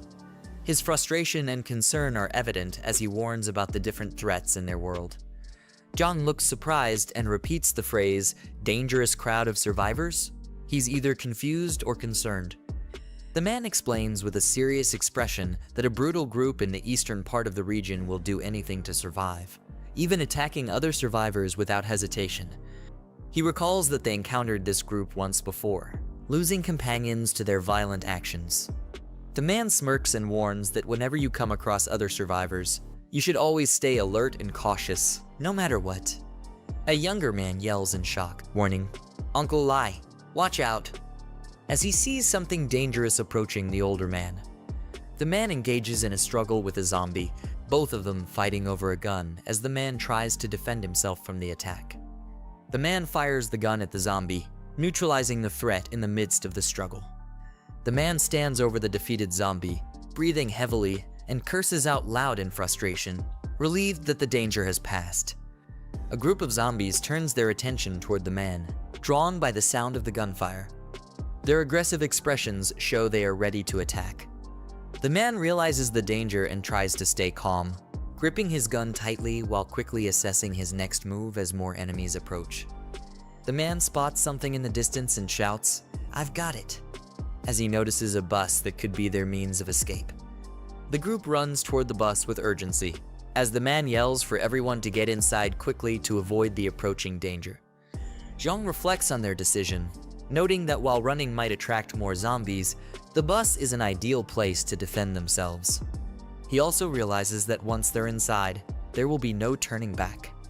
Calmly assessing the situation, he gives himself a score of 70 for his quick judgment in this crisis. The man urgently calls out to Jiang, telling him to hurry up as he runs toward the bus while a zombie chases him closely. Jiang barely makes it onto the bus, jumping inside just as the man helps pull him in. The man quickly closes the bus doors and warns Jiang to carefully check every seat to make sure no zombies are hiding inside. The boy responds, panicking as he notices that the zombies haven't given up and are still outside, crowding near the bus. The man, frustrated and panicked, yells, "Damn, were we too slow?" as zombies start banging on the bus window, trying to break in. A group of zombie hands reaches for the bus, aggressively pounding on the side as they try to get inside. The zombies crowded around the bus desperately reach out, as one of them mumbles something ominous, indicating their relentless desire to attack. The man struggles to keep the door closed as a zombie tries to force its way in, shouting that he's losing control of the situation. The man looks surprised as Jiang places his hand on his shoulder, signaling something urgent while a zombie continues to try and break in from behind. Jiang pushes the man back with sudden force, surprising him as he reacts quickly to the dangerous situation. The man, startled by Jiang's strength and decisive action, questions just how strong Jiang is in disbelief. Jiang calmly tells the man that he can no longer hold the door closed. He suggests they rally the team and break the windows to counterattack the incoming threat. The man coughs and gathers his strength while Jiang stands ready, as both prepare to fight back against the incoming zombies. The zombies start breaking through the windows of the bus, shattering the glass as they move closer to attacking the group inside. A crowd of zombies reaches for the bus, trying to climb inside through the broken windows. One of the zombies screams as it makes its way toward the bus, the darkness of the situation closing in. The man fiercely attacks a zombie, yelling, "Die," as he drives his weapon forward in a life or death struggle. A couple of survivors help pull someone inside the bus as the man keeps his gun ready, protecting the group. The man checks his gun, realizing they are running low on bullets, and worries that they don't have enough ammo to deal with the large number of zombies. The man is startled when someone hands him an unexpected item, saying, "Use this," while he looks on, confused and unsure of what it is. Jiang, now armed with a crossbow, looks surprised and questions, "Where did this come from?" as he prepares for the next action. The man responds that he grabbed it without thinking during the chaos, now holding the crossbow firmly, ready to use it. Outside, the zombies scream in frustration as they continue their relentless assault on the bus, determined to break through. The survivors on the bus begin shooting down the zombies from above, yelling insults as they fend off the horde. The survivors stand in front of the bus after successfully fending off the zombie horde, surrounded by fallen bodies as they regroup. One of the younger survivors holds his weapon and exclaims that surviving 2 dangerous situations in a row is no coincidence, claiming they must be the chosen ones of this apocalypse. Jiang calmly advises him to remain cautious and avoid becoming overconfident in these dire circumstances. Under the crescent moon, a distant view of a peaceful-looking Jiang mentions, and someone expresses hope that everything is going smoothly on the other side. The group is walking down a hallway. One of the men volunteers to take the night shift, showing his readiness to help. Another man with glasses looks surprised and asks why the first man is suddenly being so enthusiastic and proactive today.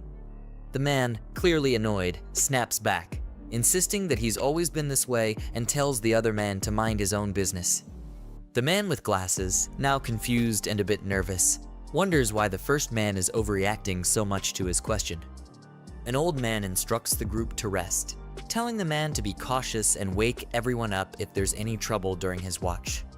The man assures him confidently, "Don't worry." The man sits outside at night, gazing up at the moon, and remarks that it's already late, and everyone must be asleep by now. The man stands on a balcony, deep in thought, mentioning that things could get worse and they need to resolve the situation before Jiang returns. The older man is shown peacefully asleep, unaware of what's happening, with his radio communicator resting on the pillow beside him. The older man continues to sleep soundly, unaware of any disturbances or the situation around him. The man stands in the doorway, watching intently, with a serious and focused expression, possibly checking on the older man or thinking about his next steps. Yiming sneaks into Grandpa Sheng's room, making his way toward the armor key. However, Grandpa Sheng wakes up and questions what he's doing. As Yiming punches him, he quickly retreats from the room. Grandpa Sheng shouts, cursing at him and demanding to know what he's trying to accomplish, then orders him to return the key. Shanshan and the others, awakened by the commotion, ask what happened. Grandpa Sheng informs them that Yiming has stolen the armor keys and that they must hurry to stop him. The others chase after Yiming, demanding to know what he's doing. In response, Yiming throws various objects into their path to block their way. Jiang Kai curses, calling him one sneaky bastard, as Yiming rushes through the infirmary. Yiming thinks he might as well go all the way now. Entering the medical room, he cautiously approaches his infected friend, only to be shocked when Chen Chong roars. Yiming wonders why one of Chen Chong's bindings is loose, thinking it's strange, as it had been tightly secured before. He then realizes it's perfect since it saves him the trouble of untying his friend himself. As Jiang Kai and the others arrive near the infirmary, they realize that Yiming let Chen Chong out of the medical room. They question if he understands that he's endangering everyone by doing this. Grandpa Sheng curses, admitting he had never imagined that Yiming could be such a sneaky person and that he'd severely misjudged him. Shanshan anxiously asks what they should do next since all their weapons are locked in the armory. Grandpa Sheng replies that, no matter what, they have to work together to restrain Chen Chong and lock him back in the medical room. He instructs everyone to use the techniques the Mick taught them, warning them to be cautious and not to let Chen Chong bite anyone. With careful coordination, Jiang Kai successfully chokes Chen Chong into submission, and the others restrain him. Jiang Kai confirms that they have him under control, and Grandpa Sheng orders them to tie Chen Chong up securely and return him to the medical room. They push him back into the room and lock the door firmly. Relieved but puzzled by how relatively easy it was to subdue Chen Chong, they speculate that perhaps he was the only threat they'd faced. Grandpa Sheng mutters, frustrated about how much time they've wasted. Meanwhile, Yiming, having already slipped away, emerges from an alley and sarcastically questions who Grandpa Sheng is calling a sneaky bastard. He clarifies that he never found the main stash of weapons and that there was only one weapon in the armory, but he claims it's more than enough to handle them. He aims the gun at them, ordering them to move to the back room. Jiang Kai, shocked, asks why he's doing this, reminding him that the Mick is their savior. Yiming retorts that a big favor can easily turn into a huge burden, declaring that the Mick saved them once, but now they're practically slaves for life. Grandpa Sheng shakes his head, commenting that some people are simply ingrates by nature and never learn. Yiming barks at them to shut up, but from the window, Chen Chong, holding a key in his hand, watches the exchange and prepares to attack. The scene shifts to the MC, who is being briefed by a policeman. The officer informs him that they're just one more intersection away from the Jinyu mansion. He warns that the area is a maze-like complex, ideal for mutants to hide in, so they'll need to be extremely careful. The Mick nods, listening closely. The policeman adds that once the Mick finds his people, he should head to Rongxiang Garden to meet him. He specifies that the MC's group is located in Building 8 and instructs him to enter through the side gate, not the main entrance. The Mick gives a thumbs up in response,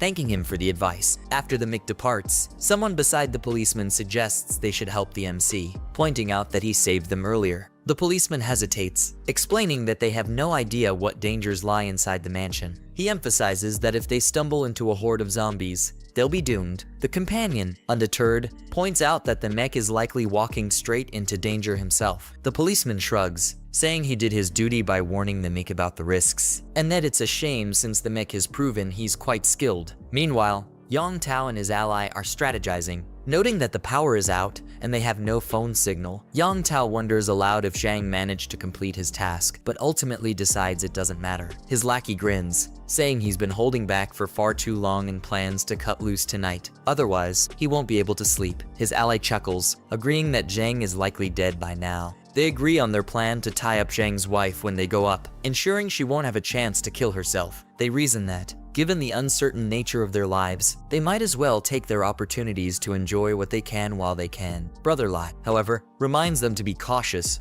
and to make sure the woman survives. Just then, he pauses, noticing something strange. All the zombies downstairs are lying dead. The super henchman opens the door to see what's happening. Meanwhile, he wonders if it's a rescue. Suddenly, he's startled. An extremely fast blade passes through his neck. Before he can react, the man coughs up blood as his head separates from his body. Meanwhile, the men approach Jiang Shen's wife and child. The poor mother orders everyone to leave. Two men smile maliciously. Soon after, one of them says enough and stops, pretending. The woman cries out in despair, "What are you doing? Let him go." Meanwhile, her poor son is pulled away. The wretch slaps her across the face as the boy flies away. The devil on earth states that they are the target. The boy, kneeling, says he will fight with all his might to defend his mother. Suddenly, a man is thrown out the door. The boy reprimands the men and, desperate, yells that they are bad people and asks them to let his mother go, as his father will not forgive them. Suddenly, one of the henchmen, headless, is thrown into the room.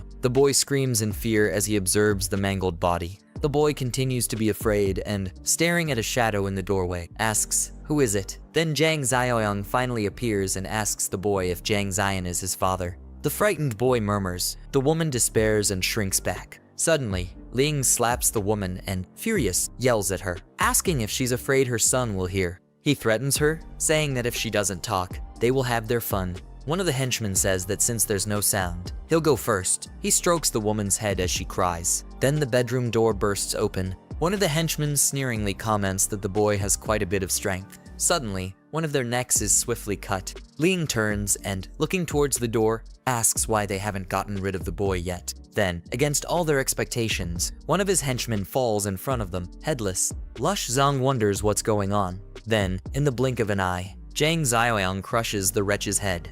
The wretch flies backward until he hits the wall. Luch Chong, as he receives the impact of our protagonist's blow, spits up blood.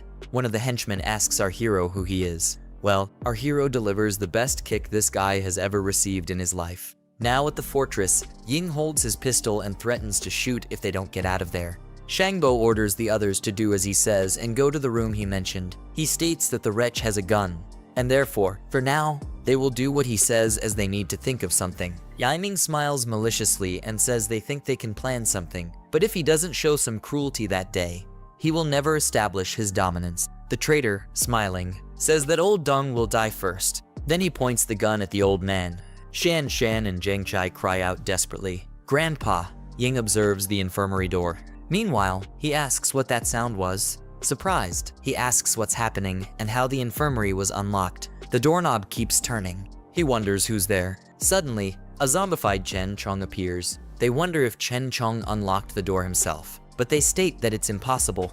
Ying observes Chen Chong and, surprised, asks what's happening. Chen Chong, with glowing red eyes, advances towards Ying, drool dripping from his mouth. Ying points the gun at him. Then he says he can't let him live since a zombie used a key to unlock the door. Then he shoots, but to his surprise, the gun misfires. Ying despairs and exclaims that the gun is jammed. Chen Chong advances. Yiming, terrified, asks how this can be happening. The idiot cries for help as he is chewed on by Chen Chong. Then Chen Chong stands up after tearing Ying apart. Chen Chong carries him away in his own hands. The group wonders what's happening there. Jangi states that Chen Chong was so calm moments before. Everyone stares at Chen Chong in astonishment. Shangbo, seeing the absurd amount of blood, puts his hand over his mouth. Then the zombie approaches the doorknob with the key. Suddenly, he throws the key to the group. The key falls in front of them, and the zombie simply returns to the infirmary as if nothing had happened. Everyone looks at each other, dumbfounded. This is the end of the video. If you guys want to see the next part, then don't forget to subscribe and like the video.